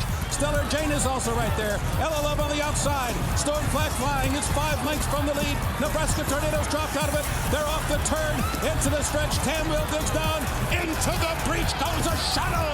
And a shadow comes away with the lead. Storm Flag flying is in behind horses. On the outside, it's Stellar Jane coming down to the finish. A shadow in front and trying to hold on. And at the wire, it is a shadow who wins by almost 2 lengths. Storm Flag flying came on to be second. Stellar Jane was third, and Tamwheel was fourth. One of my favorite Tom Durkin Breeders' Cup calls, because when you hear him say, "Into the breach goes a shadow," and Tom he had that flair for the dramatic, right? I mean, he was a theater major, and he knew how to build to a crescendo. But that one, there are some that I'll never forget. Bertrando fires a bold opening salvo when he was on the front end. But a shadow, into the breach goes a shadow. I love that call. That was in 2004. It was the Breeders' Cup Distaff, and a shadow had won the Cotillion earlier that season before going on to win the Breeders' Cup Distaff. And, really cool call from Tom Durkin. And I'm joined now by Tom Law from This Is Horse Racing. Tom has been at Parks, keeping you up to date on all the latest developments with the Cotillion, with the Pennsylvania Derby, and that stellar card coming up later today. Tom, good morning, my friend. Mike, how are you today? Doing very, very well. I was just, and you can appreciate this, I was just going on about Tom Durkin and the call of the Breeders' Cup Distaff and that line, "Into the breach goes a shadow." It's one it's stuck with me all these years. I'll never forget that line. I keep telling Kurt Becker that he needs to work that into a call one of these times at Keeneland. Yeah, let's go, Kurt. Come on, that's it's one of many classic, calls for Durkin. But I look forward to some Kurt Becker calls here in another couple weeks. But we got PA Derby and Cotillion Day first here, and we're ready to roll. There have been some unbelievable fillies to win that Cotillion, and that's probably an understatement. This has been a tremendous race over the years. Yeah, I was talking to the Joe Wilson, who's kind of the head man here at Parks, and Rich Romano. We were talking this week in the hallway just about the Cotillion and how it's, grade 1, $1 million purse, and kind of them making the decision to move it onto the PA Derby Day card. It was already a strong race even before they did that several years ago now. And, it's looking like today's renewal falls right in line. They got the Kentucky Oaks winner in here, and a couple good ones from Todd Pletcher's barn. Bob Baffert shipping one in, and Steve Asmussen represented in the race too. So it's shaping up as one of the many really strong renewals of the Cotillion for sure. Yeah, Harvard of Grace, Songbird, Midnight Bisou, Clairiere last year. There have been Close Hatches is another name. My Miss Aurelia. I mean, the list goes on and on. There have been some tremendous fillies, and we'll see if Secret Oath can add her name to that list. I said earlier in the program, Tom, that she has to be thrilled to be walking into a starting gate and not look left and not look right and not have to see Nest. Yeah, for sure. I'm sure Wayne is happy to get away from her. I mean, she's obviously beaten her once before this year, but took a couple thumpings to her up at Saratoga this year, and Nest is clearly the standout of the division at this point in time. I think Todd's going to planning on running her in the Beldame. At least that's what he told me this week. Mouth out there in the Spinster down there at Keeneland with you guys, but yeah, Secret Oath. Saw her out training a little bit this week. She looks good. Obviously spent some time in Saratoga, a little post-meet quiet training up there. Wayne did it a few years ago with Will Take Charge, kind of left him up there before taking aim at Parks and winning the Pennsylvania Derby with Will Take Charge. He's trying to do the same thing here with Secret Oath, and, she's a very deserving favorite. Was clear second in both of those races up at Saratoga, and ran a good race to be fourth in the Preakness, and of course won the Kentucky Oaks, and ran a good race despite some trouble in the Arkansas Derby as well. So she's going to bring her race, and it's going to take some running to beat her. Yeah, I'm glad you mentioned that she was a clear second in both of those races behind Nest at Saratoga, because I commented on that earlier. I mean, look, she couldn't get by Nest in those two races, but nobody else was getting by her either. So she is a deserved favorite based on that fact alone. And what a cool story with D. Wayne Lucas. I mean, this is classic Lucas, right? She wins the Oaks. That was maybe the story of the year, certainly one of. Mm-hmm. And then comes back, runs her against the boys in the Preakness, and then dances every dance at Saratoga. And here she is in this race. I mean, this is the classic coach. Absolutely. Yeah, this is start number 8 for her, this year. Yeah. If you go back to her making her debut last October down in Churchill, she's kind of been running steady right along. I mean, she had a little bit of a break, about 2 months, a little more than 2 months from the Preakness to the coaching club, but that's really what Wayne planned on doing. Not necessarily a whole lot of spots to run her. If you're not going to run her in like the grade 1 Acorn, going one turn, shortening up to a mile, she's obviously a horse that wants a distance of ground and a true route race, going around 2 turns. So it is classic Lucas, and he's back, right? I mean, I don't know that he was ever really gone. If you look at the extent of his career, I mean, he's always every couple of years now, he'll shows up with a big horse, and obviously he's got some new clients that he was pretty active at the sales this summer in Saratoga, and again down there this fall at Keeneland. He's going to be a player. He's not going anywhere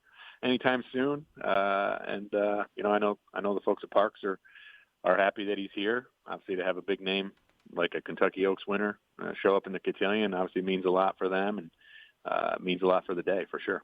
Yeah. Yeah, and this is by no means a walkover for Secret Oath. There are some really talented fillies in here with her, including the second choice on the morning line, Adair Manor from the barn of Bob Baffert. Mike Smith, the Hall of Fame rider, comes in to be aboard her. We don't see Mike as much as we used to. He doesn't ride nearly as much, but when he does show up, he's still big money Mike. And is that probably the main danger for Secret Oath, Adair Manor? I think so. Yeah. Coming off the layoff, Bob's horses are, they're going to run well fresh. I mean, the way he he'll have her ready. He's not bringing her all the way across the country just for to get his owner some tickets or anything like that. Although Michael Lund Peterson, he is from this area. He's from here, so we're expecting him to be here today. But Adair Manor, I think maybe Green Up is Todd Pletcher's horse who won the Catherine Sophia over the racetrack. That's a beneficial move, I think. Horses that have run well at Parks.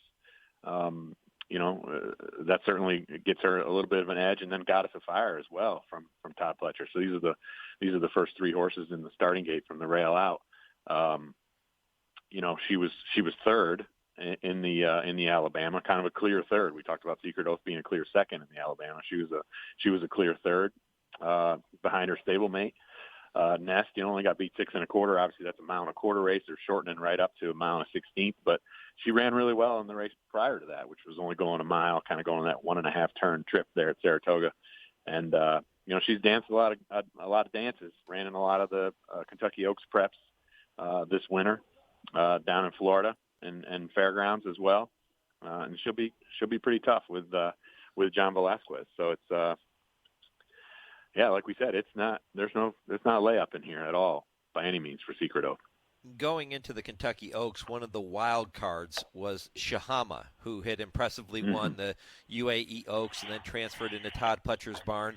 She ends up finishing 6th in the Oaks. Not a poor effort by any means. She was only beaten 5.5 lengths. And then she won the the Monmouth Oaks last time out on July 31st. So do we see Shahama as being a wild card today, or is she a player? I think she's a player. I mean, based on, what she did. I mean, they got her over they sent her over from Dubai to Todd probably in March, and he kind of got going on her, kind of had to learn a little bit about her, and then they kind of ran her in the Oaks. And like you said, her race in the Oaks really isn't all that bad. A little bit of traffic, really not necessarily the trip that was kind of a winning trip that day. Then she comes back and runs a very, very good race in the Mother Goose to be second. Behind Gerrymander, who she has to run against again in here, who's coming in for Chad Brown, hoping to bounce back from a bad effort in the Alabama. But, her race in the Monmouth Oaks was as good a race as, we've almost seen from a 3-year-old filly this year. Beat a decent horse in Juju's Map, who was third in there. I asked Todd, I said, did you ever think about maybe running her in the Alabama? And he said he didn't really. I mean, he knew he had Nest in there. Ended up going in with Goddess of Fire as well, so kind of trying to keep those fillies apart as much as he possibly could. And he liked the spacing. She didn't run from July 31st until today, so that's a good almost 2-month break. And a guy like him is going to have a horse ready to run as well. She kind of prepped up in Saratoga for this, and she'll be tough. Probably at a pretty good price.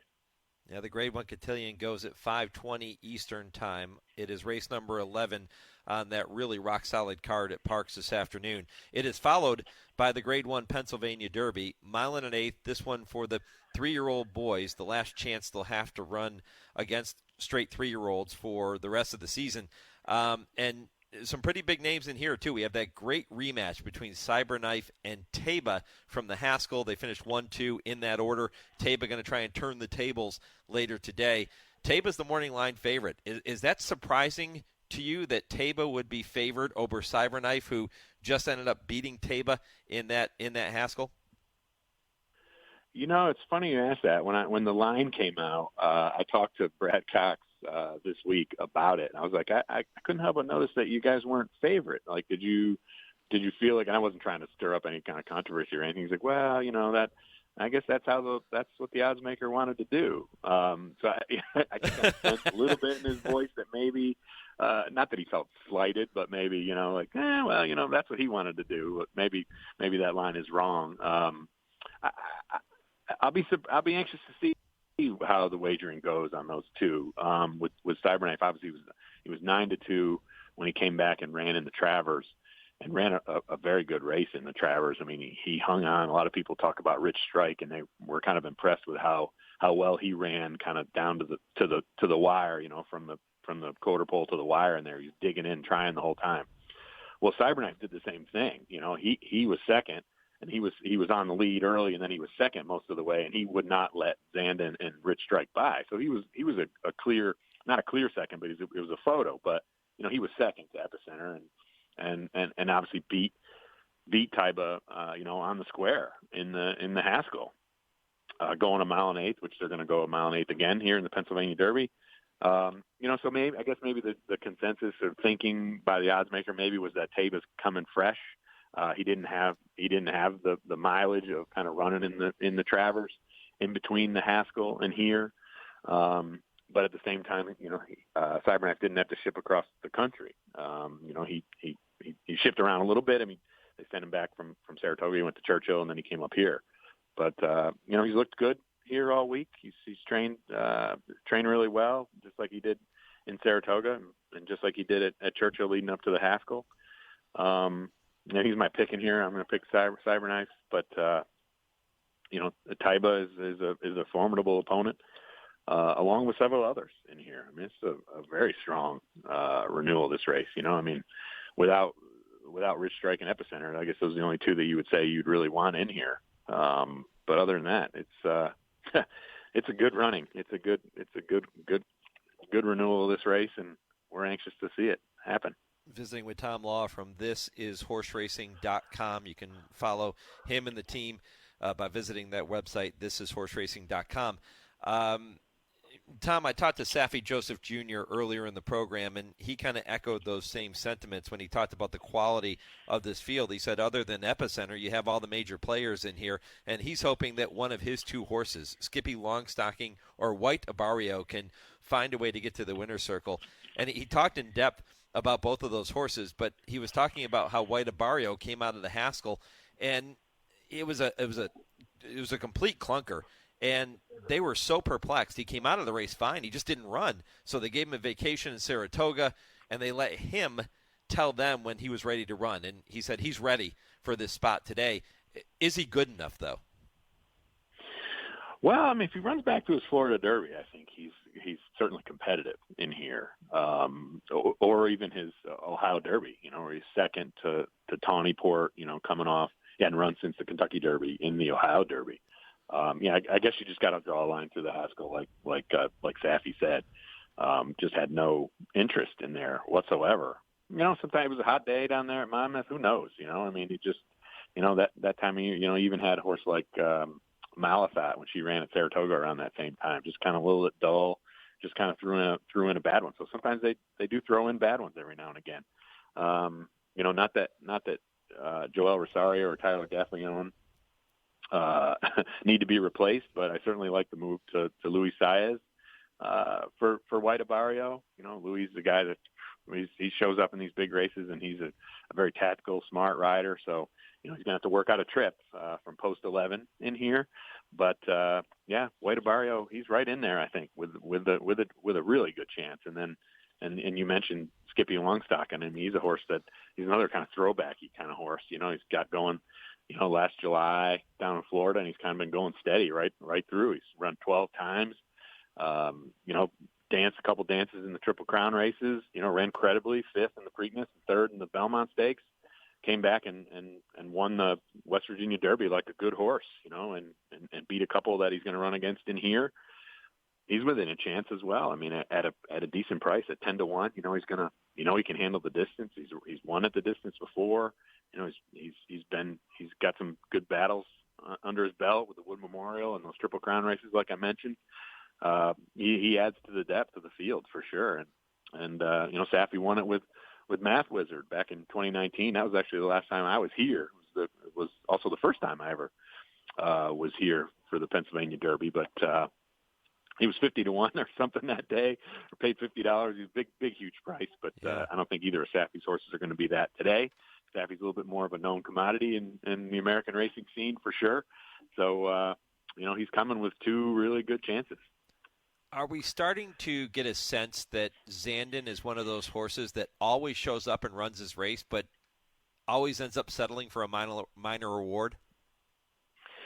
Yeah, I mean, he ran so well in the Bluegrass, and then his race in the Kentucky Derby, where I was sitting at the Derby, about the eighth pole, in the media viewing area there in section 300, in the 300 section, I thought he was going right on by, and then obviously couldn't get past Epicenter and And then it's kind of a similar race in the Jim Dandy. You know, he's there for the placing, another placing, and then he's got another placing there in the Travers.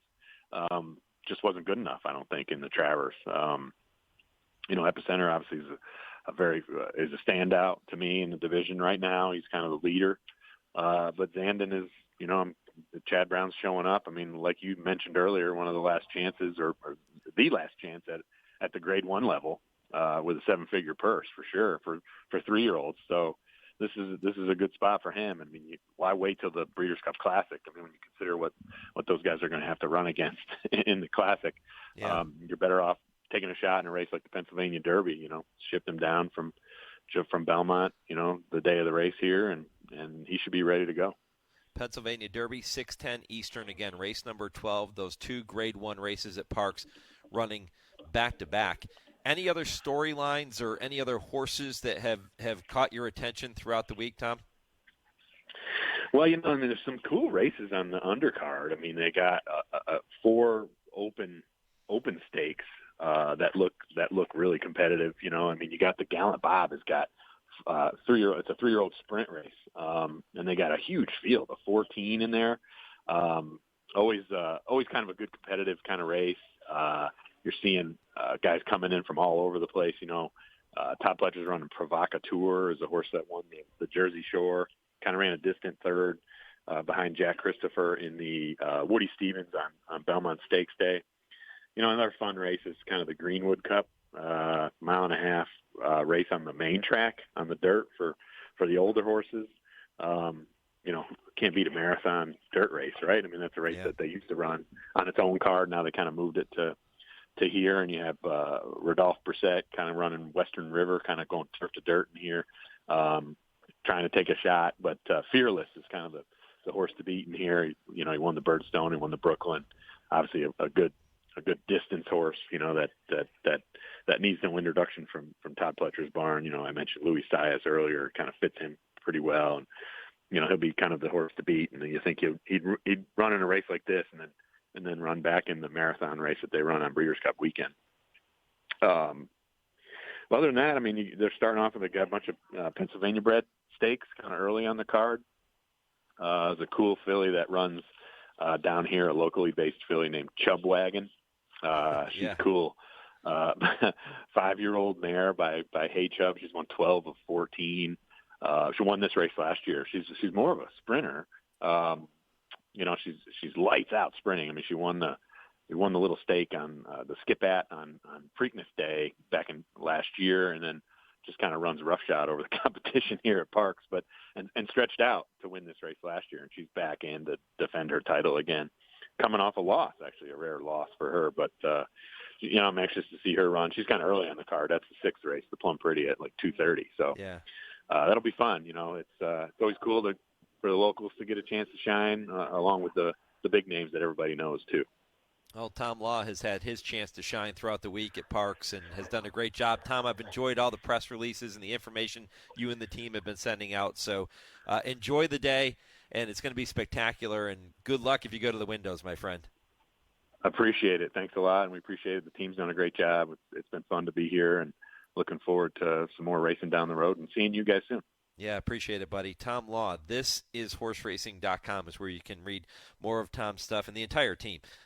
Sean Clancy, Joe Clancy, they do a fantastic job over there, so check them out.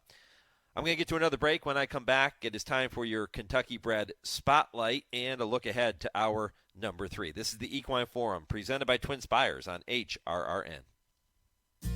Race the TwinSpires, where you can unlock a $25 risk-free bet. Just use the code HRRN25 when you sign up. And if your first bet doesn't win, TwinSpires will refund your account up to $25. Wagering on the app is fast with free past performances, insider picks, and power plays every day you wager. TwinSpires. Download the app today to earn your $25 risk-free bet. Void where prohibited. For terms and conditions, visit TwinSpires.com. Must be 18 or older, 21 and older where applicable. For help with a gambling problem, call 1-800-GAMBLER. Adina Spring Stallion American Guru is a star in the making, with his first foals arriving this year. From a family steeped in tradition, offering Mr. Prospector influences on both sides, and breeders can tap into the famed Leaf Arts Delta line. A winner on both turf and Tapeta, American Guru recorded 4 wins from 7 starts, with victories from 5 furlongs to a mile, including this brilliant win over the Belmont Park Turf in 132.09. American Guru swings up on the outside, 3/4 in 108.22. And holding on here is a Tribute with another furlong to go. American Guru yet to get by, but still trying hard. A Tribute on the inside. American Guru draws even. American Guru getting to a Tribute late. And American Guru and Irad Ortiz have won it by 2. American Guru, standing at Adena Springs. Visit AdenaStallions.com. Undefeated Grade 1 winner Mastery was a multiple graded stakes winner at 2, including this victory in the Grade 1 Los Alamitos Cash Call Futurity. Now his progeny are bringing top dollar in the sales rate. On the track, his recent top runners include these star performers. Mastery, standing at Claiborne Farm.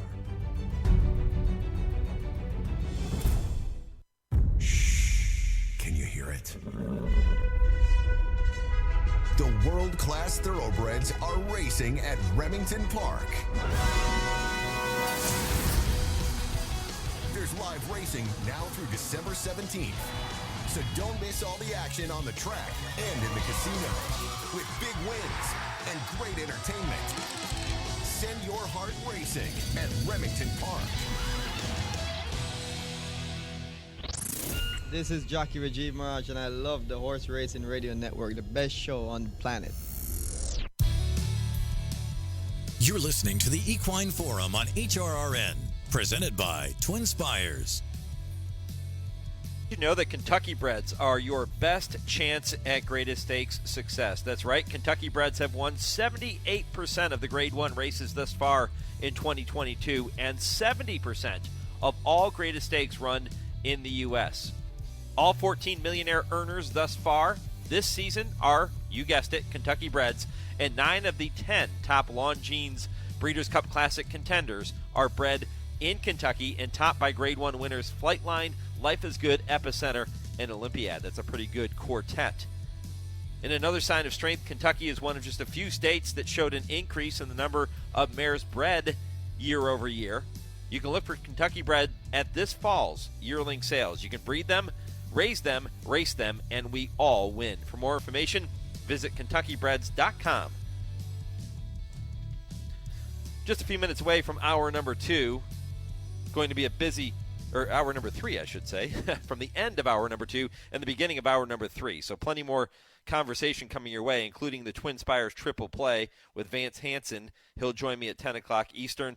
Kurt Becker, Stroll Through Racing History at 10:20, and I Ask, They Answer with Dale Romans and Tim Wilkin coming your way at 10:30 Eastern Time. And, you know, one of the topics that I'm going to bring up with Dale and Tim is something that I think needs to be looked at more closely in our sport, in our industry. It was brought to light this week. Clay Patrick, who is the hearing officer appointed to the appeal of Medina Spirit's Kentucky Derby disqualification, recused himself from the case this past week over a possible conflict of interest after a horse he co-bred was purchased by Baffert's attorney, Clark Brewster, at the Keeneland sale. Brewster said that he was unaware of Patrick's involvement in the horse, and I should point out that, by the way, neither party did anything illegal here. This was not against any kind of rules. So, does this bring to light a much bigger issue for the industry? And I'm gonna bring this up with Dale and Tim, get their thoughts on it. Should people who are involved with legal cases in our sport be allowed to have interests within the sport, within the industry? I don't think so. I think not that it happened in this instant, and I'm not saying that at all. I'm not even going down that road, that this was something that was a conflict. Well, it's a conflict of interest, but this wasn't something that was premeditated, certainly. But it could, in some instances, have an impact. And it is something we need to look at as an industry. If you are somebody, if you're the hearing officer appointed to any case, forget about Medina Spirit here, you probably shouldn't be doing business with the attorney or anybody associated with one of the parties that you're mediating, that you're doing, that you're the hearing officer for. I do think it brings up an issue that needs to be looked more closely. And again, this was not a situation that I think that the Clay Patrick recusing himself was the right move. Wash your hands of it. Hey, this was unintentional, and I think it is a conflict of interest. I don't need to be involved. I think that's the right move. But I think going forward, it's something that our sport can look at. I think if you're involved in any type of legal proceedings, you shouldn't have an interest in the industry where somehow, some way, things could get murky. And you could get into some gray areas. So that's one question. I'll see if Dale and Tim agree. They may think completely differently, but I'm going to ask them that question coming up at 10:30 Eastern with I Ask, They Answer. So a very busy third hour of the program kicking off in just a few minutes. But first, let's take another quick break. I'll come back with more. Take a look at some historical dates in racing history. This is the Equine Forum on the Horse Racing Radio Network. Each year, local thoroughbred farms and other members of the equine community team up with Keeneland to grant wishes for critically ill children in the local community, such as 6-year-old Rusty Bowling. In February of 2020, he was complaining of some back and some neck pain, and we went to the doctor. We were admitted, and within 3 days, we found out that he had stage 4 high-risk neuroblastoma.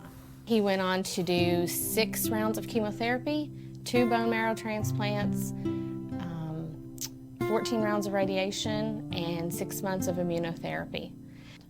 And we've been in remission since October. My wish is a bass boat.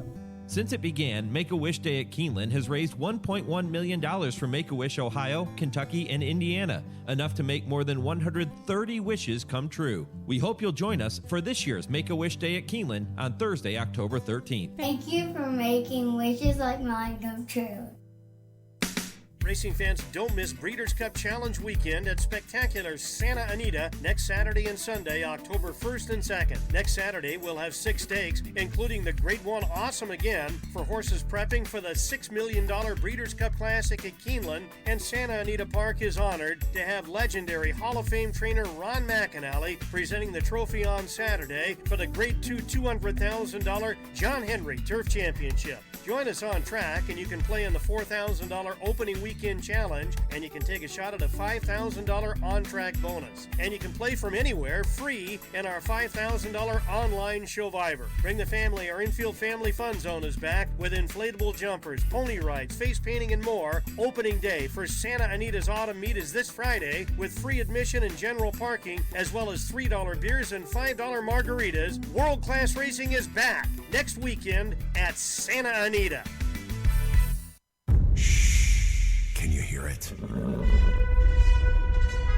The world-class thoroughbreds are racing at Remington Park. There's live racing now through December 17th. So don't miss all the action on the track and in the casino with big wins and great entertainment. Send your heart racing at Remington Park. HRRN is live online. Go to our website at horseracingradio.net to stream all of our broadcasts live or listen to the show archives anytime. Read our blogs, get the latest news, and see our entire broadcast schedule. It's all there at horseracingradio.net. And follow us on Twitter at HRRN and like our page on Facebook. Search Apple Podcasts for HRRN and download our latest shows. HRRN is home to racing's biggest events, and our home on the web is at horseracingradio.net. Hey, it's Corey Lannery. You're listening to the Horse Racing Radio Network. You're listening to the Equine Forum on HRRN, presented by TwinSpires.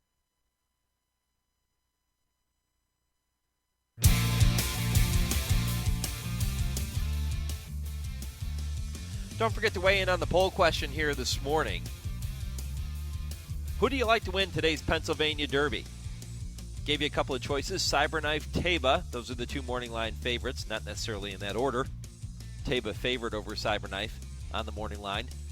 Or somebody else. And if you choose somebody else, let me know specifically who you think is going to win that race. You can continue to vote at HRRN on Twitter, Horse Racing Radio Network on Facebook, and continue to email the show your responses to that question. That's Mike at horseracingradio.net. Don't forget, too, that you can go to our website, horseracingradio.net, and check out podcasts of all of our weekly programs, whether it's Trainer Talk presented by Fasig-Tipton, the Brisnet.com call-in show, and, of course, the Weekend Stakes Preview show posted there as well. And then the Equine Forum. You can check out this podcast, too, and Betting with Bobby. All of those up there for you right now at horseracingradio.net. Don't forget that we are your exclusive radio network of the Breeders' Cup World Championships. You will hear every championship race right here with us on the network, and you'll hear all of our lead-in shows, the Breeders' Cup Countdown shows, Tuesday, Wednesday, and Thursday morning of Breeders' Cup week, presented by Hillendale, and they are hosted live from Keeneland with owners, trainers, jockeys, handicappers. We'll get you ready for the Breeders' Cup, and then we will bring you our exclusive radio coverage of every single race here on the Horse Racing Radio Network, and I hope I can say the word race by the time we get to early November. Time now to take a look at some notable dates in racing history as they apply to this weekend in thoroughbred racing.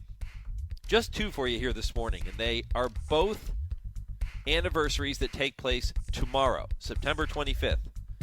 It was September 25th, 1866, that Jerome Park, named for its founder, Leonard Jerome, opened in the Bronx, New York. Now, here's the cool part of the story. The track was a magnet for New York's fashionable society and the first to attract women in large numbers. Even the racehorses were very fashionable, with ribbons of their owners' colors braided into their manes, even their tails. Jerome, seeking to emulate the British racing system, also established the American Jockey Club, the precursor to the present Jockey Club, which was formed in 1894. So that was on September 25th, 1866. On September 25th, 1948, fans in Atlantic City Racecourse filed onto the track after a 3-2 favorite in the fourth race, Even Break, did anything but. He dwelt in the starting gate as the race was off. A total of $71,414 was refunded to the angry crowd of bettors. How about that? Storming the track at Atlantic City. That was September 25th, 1948. And those are your historical dates in racing history as they apply to this particular weekend. Just a couple minutes away from hour number 3. Again, it begins with your TwinSpires Triple play. I'll welcome Vance Hanson to the program to take a look at 3 races. He's going to look at Parks race number 5, Parks race 11, and Churchill Downs race number 10. Those are the 3 races he has selected. So get ready to write down his thoughts and to go over to TwinSpires.com to play those 3 races later today. Kurt Becker, Stroll Through Racing History, coming up at 10:20. Always a great story. And I Ask, They Answer with Dale Romans and Tim Wilkin. You know, I was telling you about the podcasts of the different talk shows on our website. Well, we also break out certain segments for you that you can listen to individually. And Kurt's Stroll Through Racing History segments have their own page on our website. You can go there and listen to all of his stories. They're usually about 5 or 6 minutes long. And he does such a fantastic job of taking you on that stroll through history and weaving that story together. Well worth the listen. You know, if you're driving down the road, you're on a long road trip, you're sitting around the house one day, you're working in the barn, whatever it might be, head over to that page and just click play and listen to all of those stories. They're fantastic. I Ask, They Answer with Dale and Tim. Those are also broken out individually for you, so you can just click on those and listen to each of those programs and hear their thoughts on many of the top issues in thoroughbred racing, and those, of course, coming up here shortly. Want to remind you that the October issue of Blood Horse features 138 pages that include Gay Waterhouse, the acclaimed Australian trainer, visiting Kentucky, enjoying her trip, but also staying abreast of the latest in breeding and racing trends. Queen Elizabeth II, Remembered. That's going to be a really good piece in there. Harry Rice, the veteran New York Racing Association valet, enjoys his up-close view of racing. Really cool story there by Paul Volponi. And Hissa, however you want to pronounce the acronym. It's like Dullahan. Hissa preparing as the Horse Racing Integrity and Safety Alliance prepares to launch its anti-doping and medication control. That is all part of the Blood Horse as well. You can download a copy of the October issue now from Blood Horse Magazine and tablet via the App Store or Google Play, or you can subscribe today at bloodhorse.com/subscribe, and when you subscribe, you get a free Blood Horse Plus membership, which is a $50 value.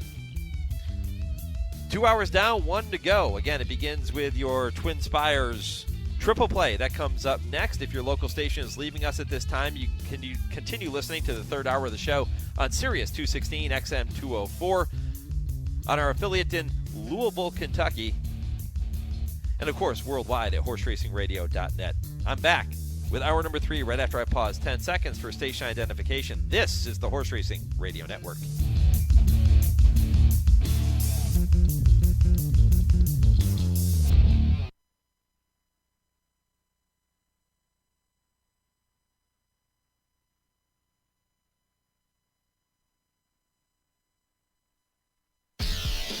From the rail to your radio, this is the Horse Racing Radio Network. Catherine Sophia now suddenly 3 lengths behind, but Songbird comes off the turn, and the champ has taken command. At the 8th hole, Songbird begins to stride away. Karina Bee is second, Catherine Sophia laboring back in third. Here she is, folks. Just a magnificent blend of grace and power as she comes to the finish. Songbird, a picture of perfection. Furlong to go. McKenzie is in front. Axelrod set down by Joe Bravo. Mike Smith working on McKenzie. McKenzie holding on. Axelrod is full out. McKenzie is clear as they come down to the finish. Baffert, Smith, McKenzie. They've done it. McKenzie has it by 2. Welcome to the Equine Forum, presented by TwinSpires. Free cover fully extended in third. Bells to 1 is fourth. Iston Council's fifth. Nothing from Champagne Anyone. Kofefi sails by the 8th pole. Clear by 6, now by 7, now by 8. Kofefi primed and ready for the Breeders' Cup. Race on in the Oklahoma Derby. Owendale comes off the turn fast, puts a nose up front. Now Chest Chief, Mucho Gusto, Sleepy Eye Todd, ask for more with a furlong left. It's Owendale there on top by a length. A 16th to go. Owendale starting to pull clear. Mucho Gusto trying to move up at the rail. Sleepy Eyes Todd. Owendale in the Oklahoma Derby by 2. Now here's Mike Penna. Welcome back. Hour number 3 of the Equine Forum, presented by TwinSpires. Dives into the final furlong, if you will, going right up until 11 a.m. Eastern. If you missed any portion of the first 2 hours of the show, my interviews with Saffie Joseph Jr., with owner Mike Mackin of Lucky 7 Stable, or Debi Ferguson, talking about success rate, the claiming horse who won his 100th career start, went out a winner. He is now retired. That happened at Arizona Downs on September 12th. That was a great conversation with Debi. And Tom Law from This Is Horse Racing, giving you an inside look at all the players coming up later today at Parks, including the Grade 1 Cotillion and the Grade 1 Pennsylvania Derby. It is a fantastic program in Bensalem, Pennsylvania, and I know many of you will have your eyes on those races. There are no Breeders' Cup Challenge races here in the U.S. slated for today. That action will continue next weekend, but no action on the Breeders' Cup front today. But mark my words, the horses that are competing in the Cotillion and the Pennsylvania Derby, those are horses we're going to see. Some of those horses make their way to Keeneland in early November. There's no doubt about it. That's in their sights, even though those are not win-in-your-in races. All right, plenty of things coming your way here in hour number 3, including, let me say that again, including your TwinSpires Triple Play, which comes your way right now. Vance Hanson is with me. He is with Brisnet, and he is with TwinSpires. And Vance, if I can manage to talk for the next 15 minutes or so, we're going to get through these 3 races, my friend. Good morning, and I think you're going to talk a lot better than I will. So. Hey, you're the one in the crosshairs here, because you're the one who has to pick a few winners for our listeners. And this has been a very lucrative and productive segment since we have launched it a few months ago. And I know that you're excited to get to these 3 races today. You have chosen to take a look at the 5th race at Parks, which is the Prince Lucky Stakes. You have also chosen to take a look at the Grade 1 Cotillion, and then the 10th race at Churchill Downs, which is the Bourbon Trail Stakes, and that comes up at Churchill later tonight, 10:42 Eastern. So we'll start with the racing at Parks, and we'll begin with the 5th race, the Prince Lucky Stakes, 6.5 furlongs on the main track. What was it about this race that attracted you to the Prince Lucky? Well, there's a horse in here making his second lifetime start that I thought can do appreciably better than he did in his maiden race, and that's number 9, In Spades. Todd Pletcher trainee, started as an odds-on favorite in his debut late last month, and just didn't get out of the gate very well. I know Irad Ortiz was kind of pushing him to kind of keep pace with the field. He rated in mid-pack, but just didn't live up to the expectations of the bettors that day. He finished a distant 4th behind Gordian Knot, who's back in this race and who looked really, really good. Pletcher had another first-time Pennsylvania-bred 2-year-old win later on that same card at Parks on August the 22nd. And I just thought it was kind of interesting that this horse, who didn't perform so well in his maiden, is brought back in this $200,000 stake and not the 5-length maiden winner that he had later in the card. So I'm kind of reading between the lines here and kind of thinking that, Pletcher still has a lot of confidence in Spades. He's going to be a much better price. He's certainly not going to be odds on in the stakes on Saturday. And he's also adding blinkers, which I think is going to really focus his attention a lot more. He's put in another gate work into the horse since that debut. So In Spades, I think it's going to be a much better value this time. I'm reading between the lines and thinking Pletcher thinks he's still got a nice Pennsylvania-bred colt here, and so I'm kind of leaning in his direction for this race. Yeah, 5-1 on the morning line, the odds on In Spades. And how often can we say that you're going to get 5-1 on a Todd Pletcher-trained, Irad Ortiz Jr. ridden horse in a stakes race like this? Exactly right, and some other positive things if you kind of look at some of the trainer stats and jockey stats. Pletcher with second-time starters, first-time blinkers. I mean, a consistent 25% and above win rate when he makes those kind of moves. So a couple of other things to like within Spades in this race. He'll break from post number 9. That's the outside post in that field. We're talking about the 5th race at Parks later today. Gordian Knot is the 2-1 morning line favorite in there. This is a horse that comes out of a state-bred maiden win at Parks, and he did it by 7 lengths really impressively. It was kind of unexpected, though, Vance. He was 11-1 that day. When you have a horse like this that runs such a big race first time out, but wasn't really highly regarded, do you kind of take a step back and say, okay, wait a minute, let's see you do it again. Let's see if you can prove to me that you're really that good. You're exactly right on that point, and that as I mentioned, that is the race that In Spades came out of. I mean, Gordian Knot just blew that field away unexpectedly, and there's an old cliche, if you miss the wedding, don't go to the funeral. I mean, fans of Gordian Knot are going to get a drastically lower price in the Prince Lucky Stakes than the 11-1 that they got last time. So price has got to come into your thinking when you approach horses like this. Yeah, and I think I said that 2-1 was the morning line favorite, actually second choice behind 90% Maddie, who is number 4 in here under Frankie Pennington for trainer Robert Reed Jr. Now, here's a horse, a 2-year-old by Wygelia, that is bred to sprint and looks to be pretty good quality. He won a stakes race at Parks last time out. He's 2 for 2 lifetime. But you're playing against him, obviously, with the TwinSpires Triple play. But how concerned are you about this horse here as the morning line favorite? Oh, he looks really good. I mean, he's He has that previous stakes win at Parks, and looks like he's got a versatile running style, too. He came from a little bit off the pace in his debut and then led wire to wire and winning the stakes race on the same card as Gordian Knot and in Spades ran in. So, yeah, he legitimate favorite on the morning line there for sure. Yep, in Spades. Again, adding blinkers, number 9 for Todd Pletcher, Irad Ortiz Jr. aboard, 5-1 on the morning line in race number 5 at Parks this afternoon. That is the Prince Lucky Stakes. It goes at 2:01 Eastern. So we move on then, Vance, to race number 11. That is the Cotillion, one of 2 Grade 1s on the program. I talked to Tom Law earlier in the program about this race and got his thoughts. Secret Oath is the Kentucky Oaks winner. She is the favorite in here. She is the horse to beat in a lot of people's opinions. How about for you?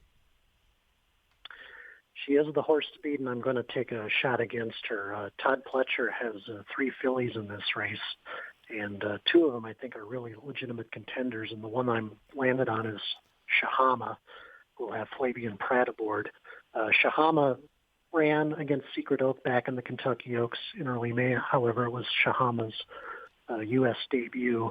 She broke slow, as she had quite often over in Dubai, and kind of finished in mid-pack at the end. So it wasn't a representative performance, and you kind of knew Shahama was going to improve after adapting longer in the U.S., and she's really turned it around the last couple of races. A good second to Gerrymander in the Mother Goose at Belmont, 2 back, and then she stretched back out around 2 turns at Monmouth Park last time and really dominated her rivals in the Monmouth Oaks, and that was a really good step forward for her, I thought.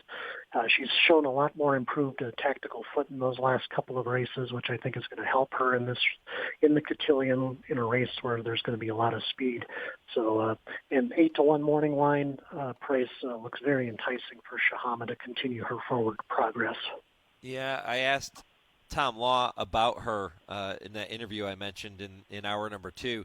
And, you remember going into the Kentucky Oaks that Shahama was kind of the wild card. You didn't know what to make of her win in the UAE Oaks, but if she ran back to that effort and it was legit, then you could see her being a player.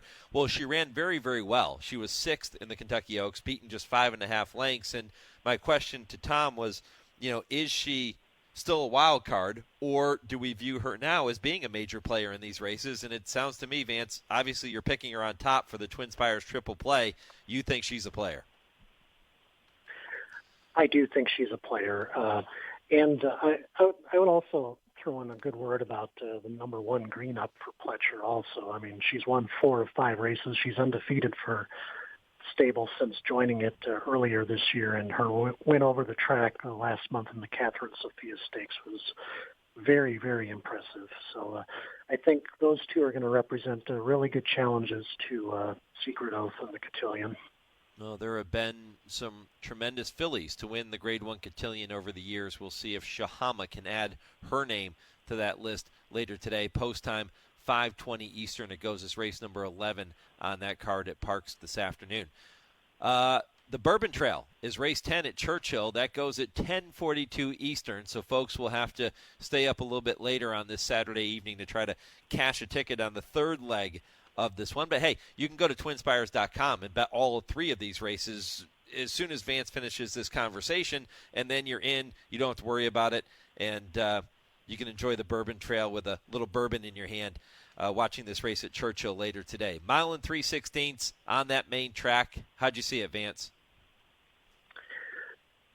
In this race, I'm not going to go for quite as big of a price here. I actually did really like this spot as a good rebound chance for the morning line favorite, number 2, Homebrew, who was really making really good progress this summer, won back-to-back stakes in the Oaklawn Stakes down in Arkansas, and then really blew the field away in the Pegasus Stakes at Monmouth.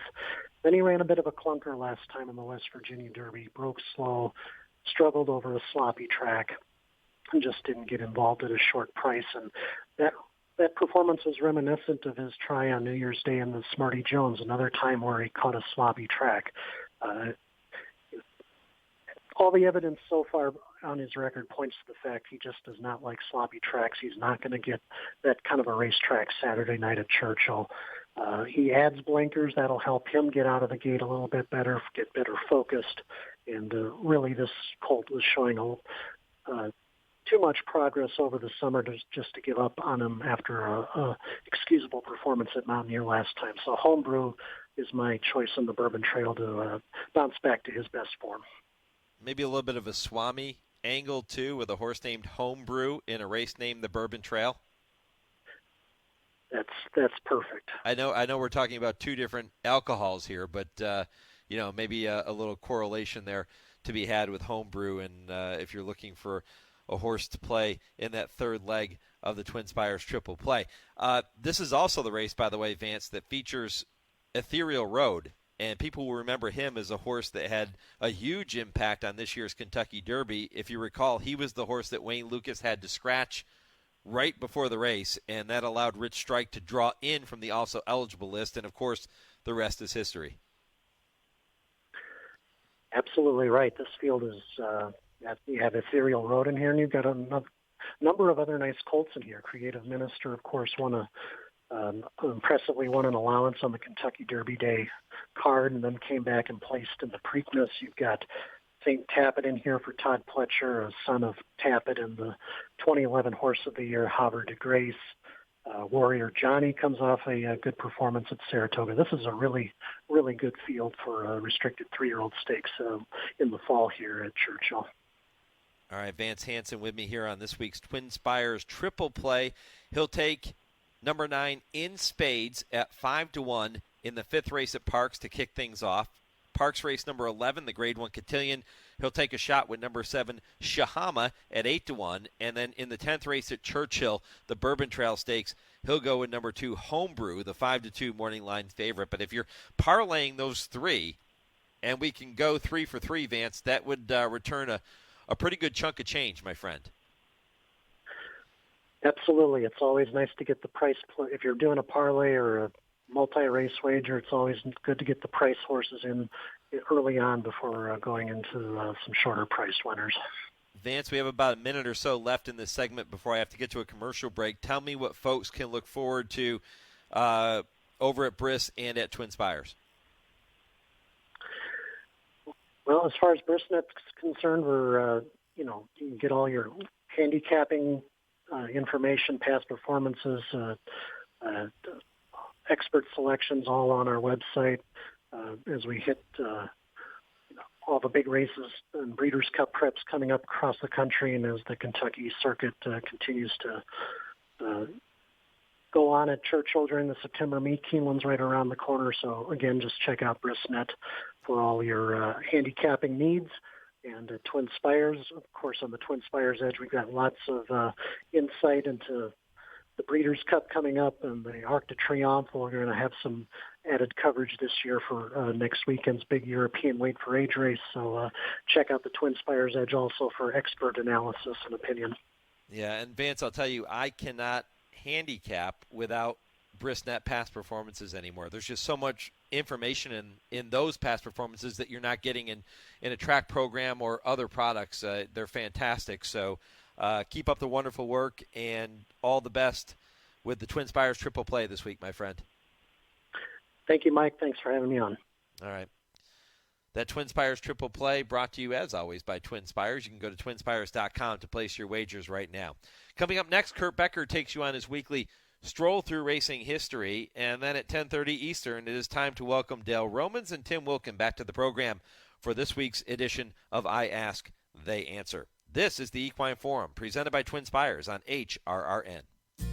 Race to TwinSpires, where you can unlock a $25 risk-free bet. Just use the code HRRN25 when you sign up. And if your first bet doesn't win, TwinSpires will refund your account up to $25. Wagering on the app is fast with free past performances, insider picks, and power plays every day you wager. TwinSpires. Download the app today to earn your $25 risk-free bet. Void where prohibited. For terms and conditions, visit TwinSpires.com. Must be 18 or older, 21 and older where applicable. For help with a gambling problem, call 1-800-GAMBLER. Airdrie Stud's Bo Liam has proven to be one of the hottest first-crop sires in central Kentucky. A gorgeous son of the leading young sire Liam's Map, Bo Liam arrived on the national stage with one of the most impressive debuts in the history of Churchill Downs, stopping the clock in 1:08.3, marking the fastest 6 furlongs in history at Churchill. His next 2 races were equally dazzling, as he posted 106 and 107 Beyer speed figures, placing him firmly amongst the fastest 3-year-olds of his generation. The brilliance and support to make it big. Airdrie Stud's Bo Liam. Think about it. Join us at Hollywood Casino at Charlestown Races on Saturday, October 8th for the 36th Annual West Virginia Breeders' Classics. It's the premier night of racing for West Virginia breds on the Charlestown calendar and features this year's Charlestown Classic runner-up, Wadib. He'll look to join the likes of the great Russell Road as a repeat winner of the Sam Huff West Virginia Breeders' Classic. The card features 10 stakes races worth a total of $1 million. It's the 36th Annual West Virginia Breeders' Classics on Saturday, October 8th here at Hollywood Casino at Charlestown Races. Can you hear it? The world-class thoroughbreds are racing at Remington Park. There's live racing now through December 17th. So don't miss all the action on the track and in the casino with big wins and great entertainment. Send your heart racing at Remington Park.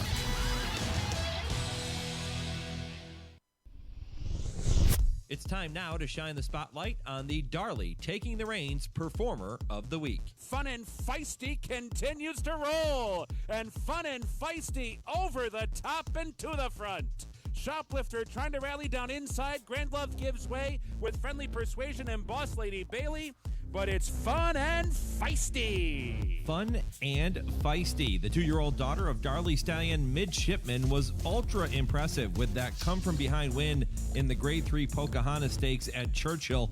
Her next start is slated to be the Grade 1 Breeders' Cup Juvenile Fillies. And that come-from-behind victory makes Fun and Feisty your Darley Taking the Reins Performer of the Week. Darley Stallion Midshipman, an Eclipse champion 2-year-old and record-breaking Breeders' Cup Juvenile winner. No stallion under 60,000 can top Midshipman's 16% black-type horses from starters. Learn more about Midshipman and all the Darley Stallions by visiting DarleyAmerica.com. Okay, this is Carl Nasker, and I listen to HRRN. You're listening to the Equine Forum on HRRN, presented by TwinSpires. Hello, I'm Kurt Becker. Thanks for joining me as I take another stroll through racing history presented by Keeneland. Can you name the first filly or mare ever to earn $1 million while racing exclusively in North America? Some might answer Personal Ensign, who retired unbeaten at the end of 1988. Others might say Genuine Risk, who won the Kentucky Derby in 1980. Still others might believe the answer to be Ruffian, who dazzled America with her brilliance in the mid-1970s. But the answer is none of the above. The first millionaire distaffers in North American history was Susan's Girl. Foaled in 1969 in Florida, Susan's Girl was bred by Fred Hooper Jr. and owned by his father, a man who had made headlines in the 1940s as the owner of a Kentucky Derby winner. As for her bloodlines, the filly was a daughter of 1964 Belmont Stakes winner Quadrangle, and her dam was Quays, who had finished runner-up in the 1960 Kentucky Oaks for the Hooper family. As a 2-year-old in 1971, Susan's Girl was good enough to be ranked among the top fillies in North America, but she fell short of winning a championship. She did her best running at Liberty Bell Park near Philadelphia, where she won the Signature Stakes by 5 lengths and the Villager Stakes by an even larger margin. But she was runner-up to Number to Count from the powerful Ogden Phipps stable in both the Frisette and the Gardenia. And so it was Number to Count who won the divisional championship. Trainer John Russell had seen enough, and so he went west with Susan's Girl to prepare the filly for her 3-year-old campaign. As he bluntly told the press, he wanted to avoid Number to Count, whose home base was in the East. Susan's Girl made her California debut in January of 1972, winning the Pasadena Stakes. In February, she won the Santa Ynez, and in March, she won the Santa Susana, today known as the Santa Anita Oaks, to give her a sweep of the major races for 3-year-old fillies that winter at Santa Anita Park. Up next, Susan's Girl shipped 2,000 miles east to Louisville, Kentucky for the La Troyenne Stakes at Churchill Downs. She won it with such ease that a local newspaper columnist remarked, "Susan's Girl is something special. The way she coasted home made you wonder why they are even going to bother to run the Oaks next Friday." On Friday, May 5th, 1972, Susan's Girl went to the post for the 98th running of the Kentucky Oaks as the 1-5 favorite. She took the lead with a half-mile left to run and withstood a late rally from barely even to win by a length under jockey Victor Tejada. It was her 6th consecutive stakes victory. Susan's Girl would earn an Eclipse Award that year as America's top 3-year-old filly, including a dominating performance in the Cotillion handicap at Liberty Bell. She breezed to a 4.5-length victory that day despite carrying 125 pounds over the distance of 1 mile and a 16th.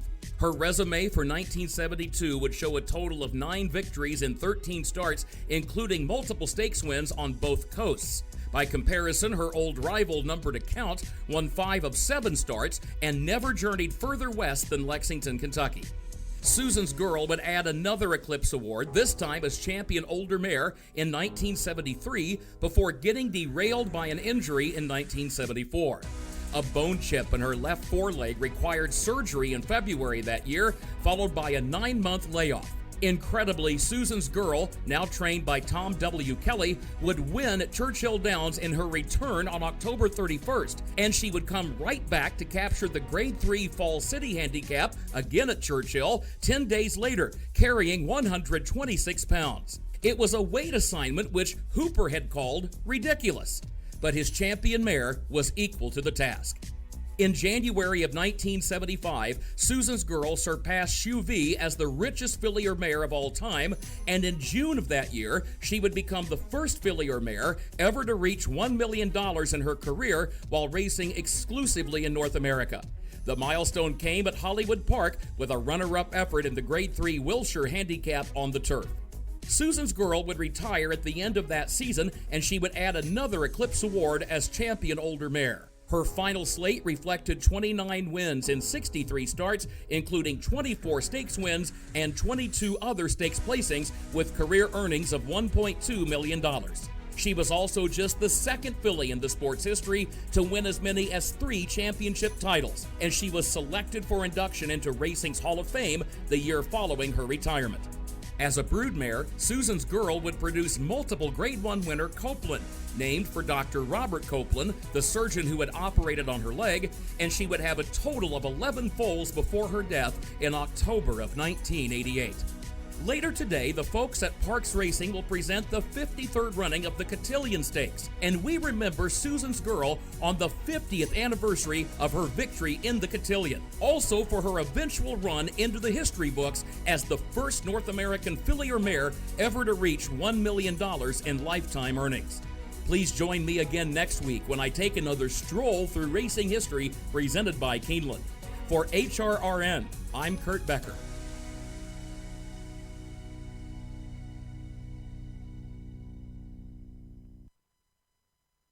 And once again, my thanks to Kurt and to Keeneland for making those segments possible each and every week. If you have missed any of Kurt's Stroll Through Racing History segments, all you have to do is head back over to our website, horseracingradio.net. You can check out the special podcast page dedicated to those stories and listen to every single one. There have been some amazing ones. Go back and listen at horseracingradio.net. When I come back, Del Romans, Tim Wilkin, they will be here. It is this week's edition of I Ask, They Answer. This is the Equine Forum, presented by TwinSpires on HRRN. Race to TwinSpires, where you can unlock a $25 risk-free bet. Just use the code HRRN25 when you sign up. And if your first bet doesn't win, TwinSpires will refund your account up to $25. Wagering on the app is fast with free past performances, insider picks, and power plays every day you wager. TwinSpires. Download the app today to earn your $25 risk-free bet. Void where prohibited. For terms and conditions, visit TwinSpires.com. Must be 18 or older, 21 and older where applicable. For help with a gambling problem, call 1-800-GAMBLER. Churchill Downs 14-day September meet runs now through October 2nd. With 11 stakes worth over $3.3 million in purses, and maiden special weight purses at $120,000, and allowance races ranging from $127,000 to $141,000. These purses powered by the Kentucky Thoroughbred Development Fund. You are not going to want to miss the September meet at Churchill Downs. The meet will also showcase many horses preparing for the Breeders' Cup and the Grade 3 ACAC, a win and you're in for the Dirt Mile division, and the Grade 2 $400,000 Lucas Classic. For more information, visit churchilldowns.com. Achieve Equine, makers of Flair Equine Nasal Strips, brings you innovative, evidence-based products for the health and well-being of your equine athletes, like the new Impact Protection Half Pad from Europe, VIP Equestrian, that provides a superior layer of cushioning for the horse's back. Visit achieveequine.com for more information on the innovative products we offer. That's achieveequine.com. Breathe easy, we've got your back. Located outside of Louisville, brood mares, foals, and yearlings graze on some of the most productive land in Kentucky. Iconic Hermitage Farm, where winners of the Kentucky Derby, Kentucky Oaks, and Breeders' Cup, including champions West Coast and Matoli, have called home. We offer full-service boarding, foal and mare care, sales preparation, and layup services. Whether you're new to the game or looking to enhance your operation, we can help you at Hermitage. Find us at hermitagefarm.com. A series that just means more now has even more meaning. The Breeders' Cup Challenge Series. As an owner, I love the Breeders' Cup Win and You're In series. Your chance to win an automatic berth to the world stage, playing out in over 3 new regions. They're off. West. They're into the stretch. Midwest. Fighting on hard with a furlong to run. East. On the far outside, he just kicked it in. Each with one Win and You're In race per division. And a battle at the gate pole, where the finish line is just the beginning. They're off. Win a regional challenge series race and earn an automatic entry to the Breeders' Cup World Championships at Keeneland on November 4th and 5th. Automatic berth takes a lot of pressure off. With pre-entry and entry fees paid. And travel and nominator awards worth thousands. The Breeders' Cup Challenge Series. It just means more. This is Jockey Orlando Boca Chica, and you are listening to the Horse Racing Radio Network. You're listening to the Equine Forum on HRRN, presented by TwinSpires.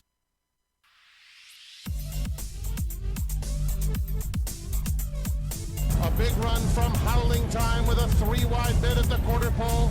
At the rail, Benevengo, just behind them, Cyberknife, and then Taba. They turn for home. It's Jack Christopher in front. Howling Time. Taba switches to the outside, and he's now putting in a strong bid. And here comes Taba.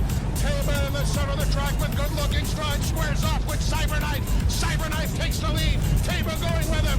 These two in a thriller. Cyberknife just in front, and Cyberknife has won the TVG.com Haskell over Taba.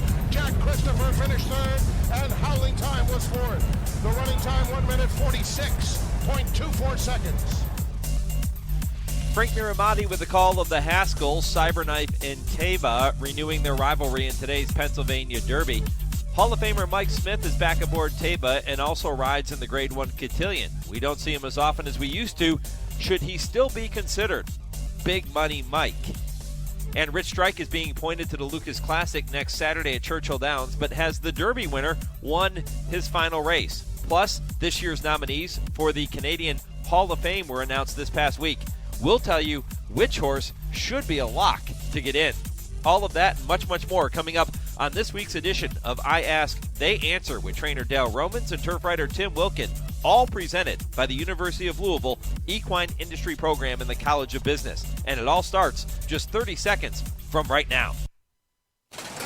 Learn the business of horses in the world's only accredited equine business program, the University of Louisville Equine Business Program. The University of Louisville has a legacy of excellence educating and developing industry leaders for over 35 years. Classes are taught by industry experts in state-of-the-art facilities located in the heartland of America's equine industry. The University of Louisville Equine Business Program. When it comes to horses, we mean business. For more information, visit business.louisville.edu/equine.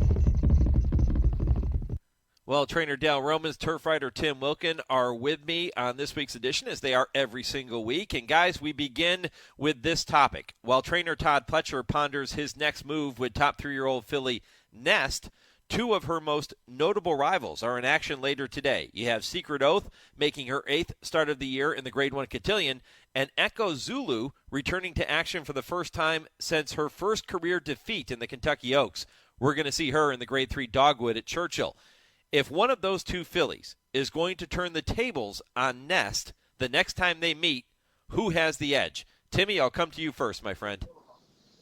Well, if first of all, I don't think Nest is going to get beat by either of them when they do meet again. I mean, Secret Oath was running today at the Cotillion, and I am at Parks, and she's run a lot. I mean, I believe this is going to be her 8 starts for her this year.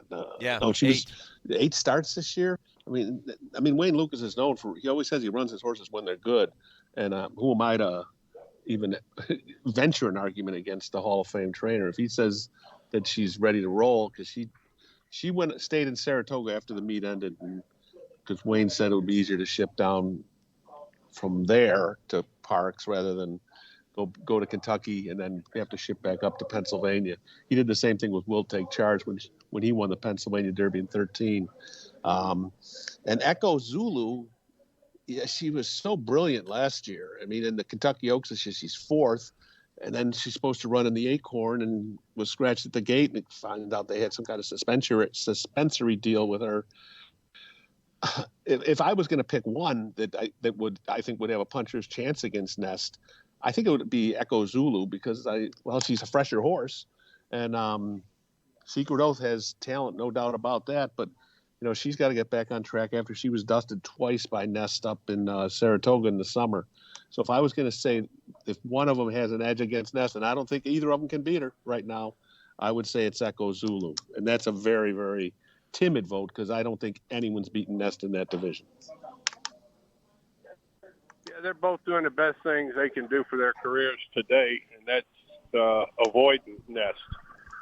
And they heard a train going by. Can you all hear that? Yeah. Is that what it's a train? Yeah, I'm right next to a train track. I've never heard a train go by until I get on the radio. You gonna jump on it? Yeah, I've been a hobo before, but somehow I find that hard to believe. All right, no, please. Yeah. Ness is just in a league of her own right now. Echo Zulu looked like, I was a big fan of hers. I thought she would step up this year and really move forward, and she might from here on out. But neither one of them want to hook Nest right now, I don't believe. Wayne's filly's a great filly, but she's already proven she's tried her a couple of times. I don't see something has to happen to Nest for either one of them to beat her. Yeah, like her to retire. Yeah, that'd be it. They just need to keep avoiding her. They got lucky this weekend. She didn't show up either place. Yeah, she's definitely the queen of that division. There's no doubt about it. And some people think maybe the best 3-year-old of any sex in the country right now. All right, topic number 2. And Dale, I'm going to give you a first crack at this one, but bear with me while I lay it all out. Clay Patrick, the hearing officer appointed to the appeal of Medina Spirit's Kentucky Derby disqualification, recused himself from the case this past week over a possible conflict of interest after a horse he co-bred was purchased by Baffert's attorney Clark Brewster at the Keeneland sale. Brewster has said that he was completely unaware of Patrick's involvement in the horse, and I need to point out that neither party did anything illegal in this situation.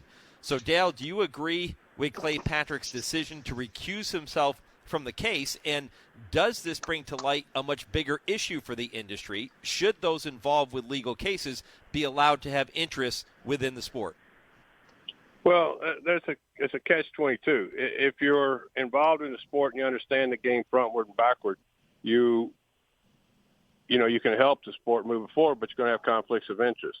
If you don't have any conflicts of interest, there's too big a learning curve from someone just on the outside stepping in and trying to regulate the sport. I prefer having somebody that knows what they're doing, and if there's a big conflict of interest, you recuse yourself. I think this was just a fluke of all flukes I really do believe that. There was no payoff to the judge or anything. If anybody goes to the sales, you don't know who owns the horses. All you know is who the consignor is. TaylorMade's one of the biggest consignors there is in the game. They were consigning the horse, and it was under a number. It wasn't even by the name. And from what I hear, is the only way Clark Brewster found out that he bought it from the judge was he was looking up siblings of the horses he bought. He bought 5 horses. It wasn't like he went out there and bought one horse. And I'm sure that the reserve that he had live money, that was a good horse. I saw him when I was there. I think it was complete fluke. I mean, there's 5,000 horses. You got 1 in 5,000 chance of buying from somebody that was sitting across from you during the hearing.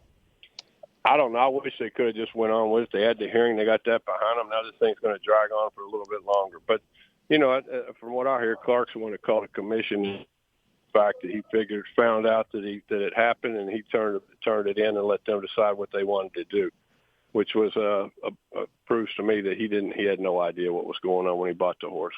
Yeah, but the optics are bad. The optics are bad, and in this situation, there was nothing nefarious taking place. It certainly doesn't appear to be, and we're not saying that. But moving forward, there can be situations, Dale, where if somebody is involved as a hearing officer in a process such as this, that they could be influenced by something that happens with one of their interests within their sport, couldn't they? They definitely could. But I think it's a small chance, and if it does happen, then they should recuse themselves early. This is a one-off situation. I'm pretty positive this type of thing's never going to happen again. But would you rather have somebody sitting across from you that understands the sport and the game for either side, or somebody who's completely new and has no idea what's going on inside our game or how it works? I think we're all better off if we watch for the conflicts and try to fix them if they happen, instead of having people that know nothing. Timmy? It's a complicated sport with a lot of moving parts. It helps to have a little background. Yeah, I mean, I can't imagine anyone's thinking that, Clark Brewster bought this horse from the guy that's the judge of this trial. If I buy this horse, wink, wink, I'm going to get a better deal from him. That's ridiculous. I don't buy that one bit.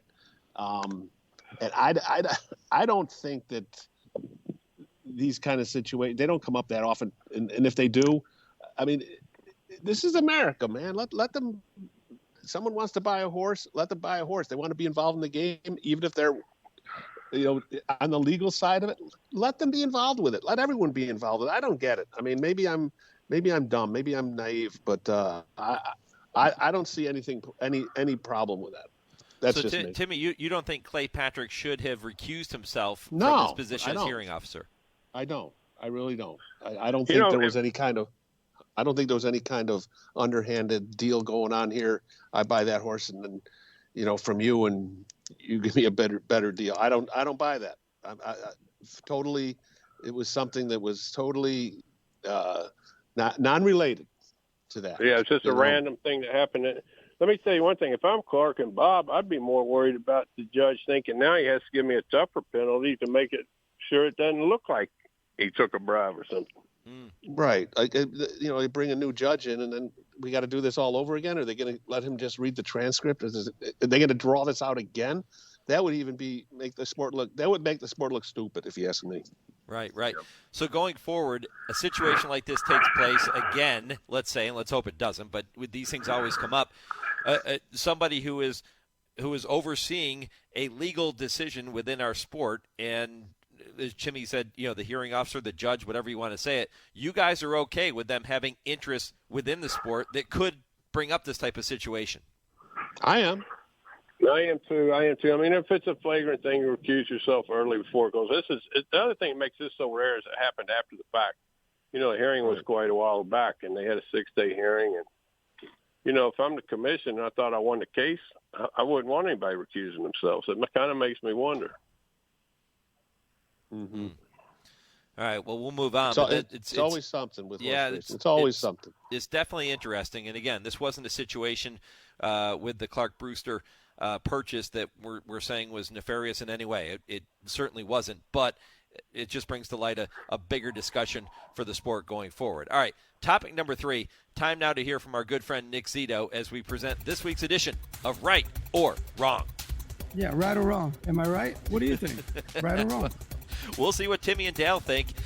Guys, number 1, if all goes according to plan, Del Mar Futurity winner Cave Rock is a lock to give Bob Baffert his record 6th win in the Breeders' Cup Juvenile in November.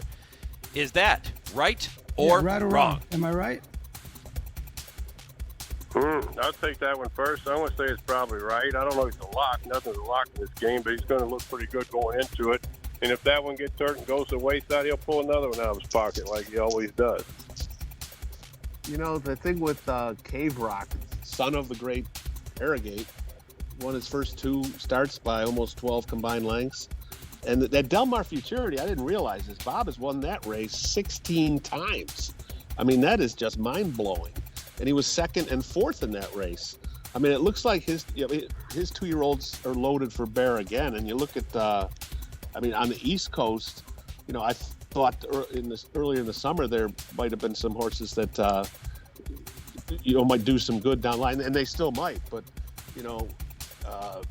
Echo again and Damon's Mound didn't run in the Iroquois. Curly Jack is the winner of that race for Tommy Amos. Looks like a nice horse. Forte, who won the Hopeful at Saratoga, looks like a nice horse, but I don't know. As of right now, it looks to me like Bob's sitting on top of the mountain with Cave Rock, and like Dale said, he's got more than one in that barn. So I think I'm going to give our friend Nick Zito the right call on that. Yes, right. All right, topic number 2, my statement number 2. Hall of Fame jockey Mike Smith, well, he doesn't ride nearly as much as he used to, but he does have mounts in both the Cotillion and Pennsylvania Derby later today. He should still be considered Big Money Mike anytime he shows up in the program. Tim Wilkin, is that right or wrong? What do you think? Right or wrong? I think right. I actually talked to Mike on Thursday because I'm down here at Parks working on their notes team, and I asked him that. I asked him if he considers himself to still be Big Money Mike, and of course he says he does. He's 57 years old, and he says he's working out more than he's ever worked out. He said he runs 5 to 6 miles 5 times a week. He's in the gym just about every day, and he did have a pretty good Del Mar meet. He finished 4th with 20 wins. I mean, he doesn't have as many Grade 1 wins on the resume this year. I think it's just one with Taba in the Santa Anita Derby. Last year and I think it's 4 or 5 graded stakes he's won this year. He won a dozen of them last year.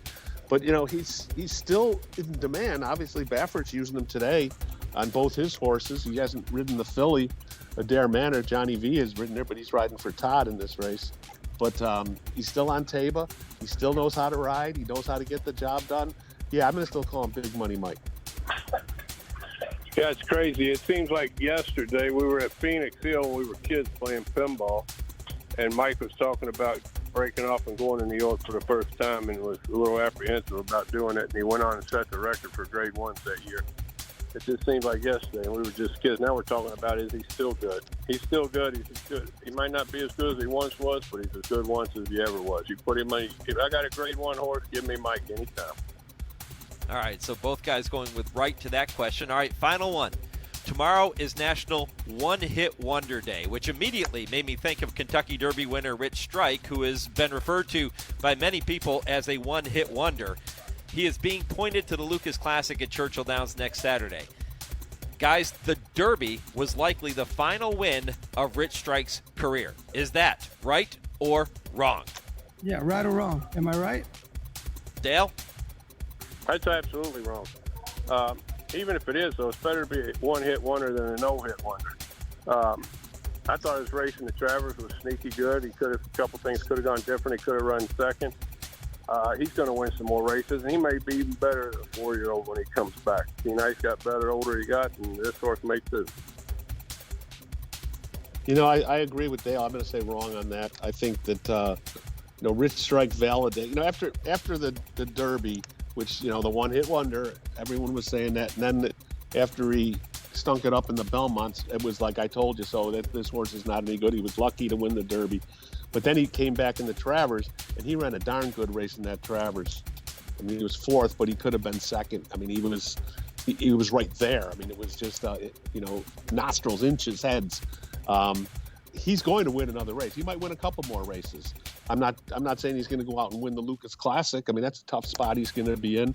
And I certainly don't, but he's not going to be pointed to the Breeders' Cup. He's probably going to end up in the Clark at the end of the year, but they want to bring him back next year. They expect he's going to be a better racehorse at 4, and I think he will be. And I think, I'm not going to say he's going to become one of the greatest of all times, but he's going to be a usable horse, I think, as an older horse. And, he's going to show up and win. I think he's going to win some of these races. Not a dominating horse. He's going to be a very competitive horse, I think. And I would not be surprised if he gets better next year and does some things. And you guys agreed on all 3 of those topics. I got to do a better job of coming up with questions to make you guys disagree. Is that right or is that wrong? That is definitely right. I can tell you that. That's definitely right. Yes. Definitely right. It's more fun when we tougher. disagree. Yeah. It's more fun to argue with Tim. I never win, it seems like, but it's fun anyway. No, what are you talking about? You win all the time. You're like you're like the I mean, we call Mike's the Baron, but you're the Baron of Kentucky. You always win the arguments. You should be one of them litigators. Hey, let me up there. I'll judge Bob real quick. It says give me your Rolodex and get out of the game. Dale, you're the Atticus Finch of modern times. There you go. Kill a Mockingbird. The Roman Empire. There, Timmy. Mm-hmm. There you go. The Romans Empire. I love it. Yeah, give me your Rolodex and get out of the game. I love that line, Dale. There's a lot of trainers out there that would love to have that Rolodex. Wouldn't they? No doubt about it. Yeah. All right, topic number 4 before we get to our West Point of the Week. And this one, Dale, this is just for you. 5-time Grade 1 winner Court Vision is among this year's nominees for the Canadian Hall of Fame. So, Dale, state your case for why he should get in to the Hall of Fame. Slam dunk. He was purchased as a yearling by our very good friend Nick Zito, run through a 2-year-old sale. Started out with Billy Mott, won a Grade 1, moved to Rick Dutrow, won a Grade 1, moved to me, won the Breeders' Cup Mile.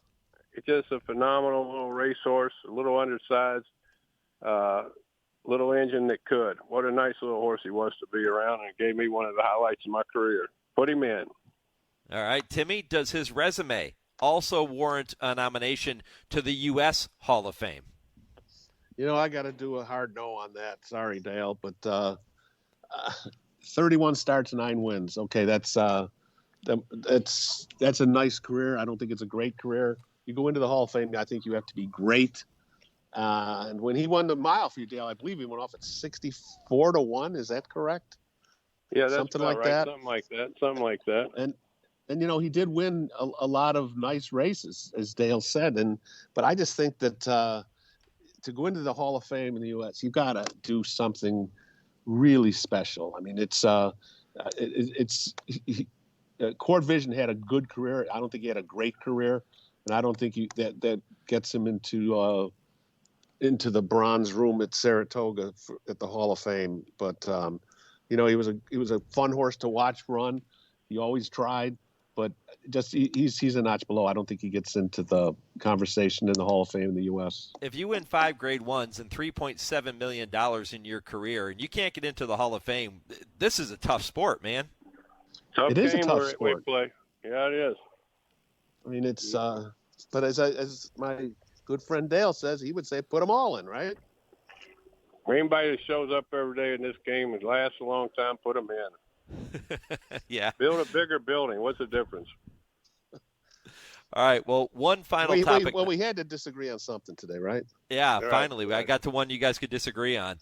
It is time now to give each of you the opportunity to make one final point before we wrap up the show. It is the West Point of the Week presented by our friends at West Point Thoroughbreds. And don't forget that you can experience the lifestyle of thoroughbred racehorse ownership with the gold standard in racing partnerships for over 30 years. That's West Point Thoroughbreds. And here's what you do. You text HORSE to 66866 to learn about ownership. That's HORSE to 66866, and you can ask all your questions to Terry Finley and the team at West Point Thoroughbreds, and they will steer you in the right direction. Message and data rates may apply. All right, guys, it's time for your parting shot. Timmy, let's go to you first. What is your West Point of the week? Well, my West Point of the week is I'm down here at Parks doing the Pennsylvania Derbies today, and I think I'm giving a kudo to the racing department down here. They put together a phenomenal card, and the 11-horse Pennsylvania Derby features the Bluegrass winner. It features the Arkansas Derby winner, and also the Haskell winner in Cyberknife, the Santa Anita Derby winner in Taba, Florida Derby winner in White Barrio. It's a very contentious race that they have down here, very competitive race, a fun race. So I give kudos to the racing department down here for getting these horses together. Very good, Timmy. I love going to Parks, but I'm just going to make a commercial for West Point. The sales are wrapping up. There's inventory on the website. The sport of kings has become the sport of syndicates. Don't be afraid. Call and ask questions. Get involved. If you like the sport, you'll love the sport when you're involved. No doubt about it. Guys, appreciate it. Great show, and look forward to doing it all over again next week. All right, fellas. Next Friday. Sounds great. All right. If you have a topic you would like to hear Dale and Tim debate, you can email it directly to me. That's Mike at horseracingradio.net, and I'll do my best to work it in on the shows coming up over the next couple of weeks. I Ask, They Answer, presented by the University of Louisville Equine Industry Program in the College of Business, returns next Saturday, 10:30 Eastern. I am back with more. This is the Equine Forum on the Horse Racing Radio Network. Racing fans, don't miss Breeders' Cup Challenge weekend at spectacular Santa Anita next Saturday and Sunday, October 1st and 2nd. Next Saturday, we'll have 6 stakes, including the Grade 1 Awesome Again for horses prepping for the $6 million Breeders' Cup Classic at Keeneland, and Santa Anita Park is honored to have legendary Hall of Fame trainer Ron McAnally presenting the trophy on Saturday for the Grade 2 $200,000 John Henry Turf Championship. Join us on track, and you can play in the $4,000 opening weekend challenge, and you can take a shot at a $5,000 on-track bonus. And you can play from anywhere, free, in our $5,000 online Showviver. Bring the family. Our infield family fun zone is back with inflatable jumpers, pony rides, face painting, and more. Opening day for Santa Anita's Autumn Meet is this Friday with free admission and general parking, as well as $3 beers and $5 margaritas. World-class racing is back next weekend at Santa Anita. 70 organizations, 160 facilities, 7,800 horses, 1 accreditation. The Thoroughbred Aftercare Alliance is the only accrediting body in thoroughbred aftercare and is supported by all aspects of the thoroughbred industry. To learn more or to support the TAA, visit thoroughbredaftercare.org. When it's time to paint the fences and barns, think Farm Paint. At Farm Paint, you get the industry's best coatings and paints factory direct at low, low prices. Farm Paint is your source for quality paints, roof coatings, dustless arena footings, and more. You can purchase online or drop into a Farm Paint store near you with locations in Heart of Bluegrass Country at 700 Phillips Lane in Lexington, Kentucky, Columbus, Ohio, and Sandusky, Ohio. Buy factory direct and save at farmpaint.com. That's farmpaint.com. And now an important message from Jerry Rice. As a career wide receiver, I've been hit hard. But no training nor practice prepared us for the devastation of COVID-19. Thankfully, there is hope. Even with multiple vaccines available, we still have to work together until everyone is safe. We all win when we unite to prevent. For more information, visit unitetoprevent.org. Trainer Talk, presented by Fasig-Tipton. Please join me in welcoming Hall of Fame trainer Todd Pletcher. Hall of Fame trainer Nick Zito on Trainer Talk. Welcome Hall of Famer Bob Baffert to the program. Hall of Fame trainer Shug McGahee, nice enough to spend some time with us. Hall of Fame trainer Bill Mott here on Trainer Talk. Dual Hall of Fame trainer Mark Cassie. Trainer Talk, the biggest names in horse racing. Wednesdays, 6 to 7 p.m. Eastern on Sirius 216, XM 204, and streaming live at horseracingradio.net.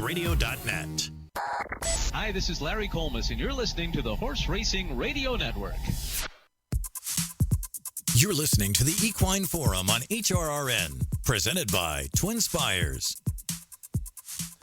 Getting ready to wrap up a very busy show. Covered a lot of ground. Talked to trainer Saffie Joseph Jr., owner Mike Mackin of Lucky 7 Stable, Debi Ferguson with that great story about success rate retiring after winning his 100th career start out in Arizona. Tom Law talking about that tremendous card at Parks later today. And, of course, Tim Wilkin, Dale Romans just a short time ago. Kurt Becker, my thanks to him for a stroll through racing history, and to Vance Hanson for the TwinSpires Triple play. 3 races you can keep an eye on and bet later today at TwinSpires.com. I have to disagree with Tim Wilkin. I think Court Vision deserves to be in the U.S. Hall of Fame, and I get a vote for that too. I'm not always right, but I think that he deserves to get in. I mean, here's a horse that won a greatest stakes race every single year of his career, and he raced until he was 6. 2, 3, 4, 5, and 6. 5 consecutive years. He won a greatest stakes race, and he won 5 Grade 1s. And he earned $3.7 million. And don't forget who was in that Breeders' Cup Mile when he upset that race at Churchill Downs. Goldikova, Gioponte, Get Stormy was in there. It's a really good race. You beat Goldikova and Gioponte, you're pretty darn good. And his resume, to me, is a Hall of Fame type resume. Whether it's Canadian Hall of Fame, U.S. Hall of Fame, he ticks all the boxes. In my opinion, I think he deserves to be in. Interesting stuff. If you missed any portion of this show, any of the interviews with the guests I just mentioned, real simple. All you have to do is head back to our website, horseracingradio.net. Check out the podcast. You can listen at your leisure. You can also do that on every major podcast platform, whether it be Apple Podcasts, Podbean, whatever it might be. You can tune in however you get your podcasts. Back all this week with a full slate of shows. It kicks off Wednesday with Trainer Talk presented by Fasig-Tipton. Thursday, the Brisnet.com call-in show and our race day program. And on Friday, Betting with Bobby and the Weekend Stakes preview. And then I'm back next Saturday with another edition of the Equine Forum presented by TwinSpires. Thanks to everyone for tuning in here and for everyone who weighed in on the poll question about the Pennsylvania Derby later today. Good luck at the races. My thanks to my producer, Lee Delapina, in our Lexington studio, and to Chauncey for handling all of our social media. Go Steelers.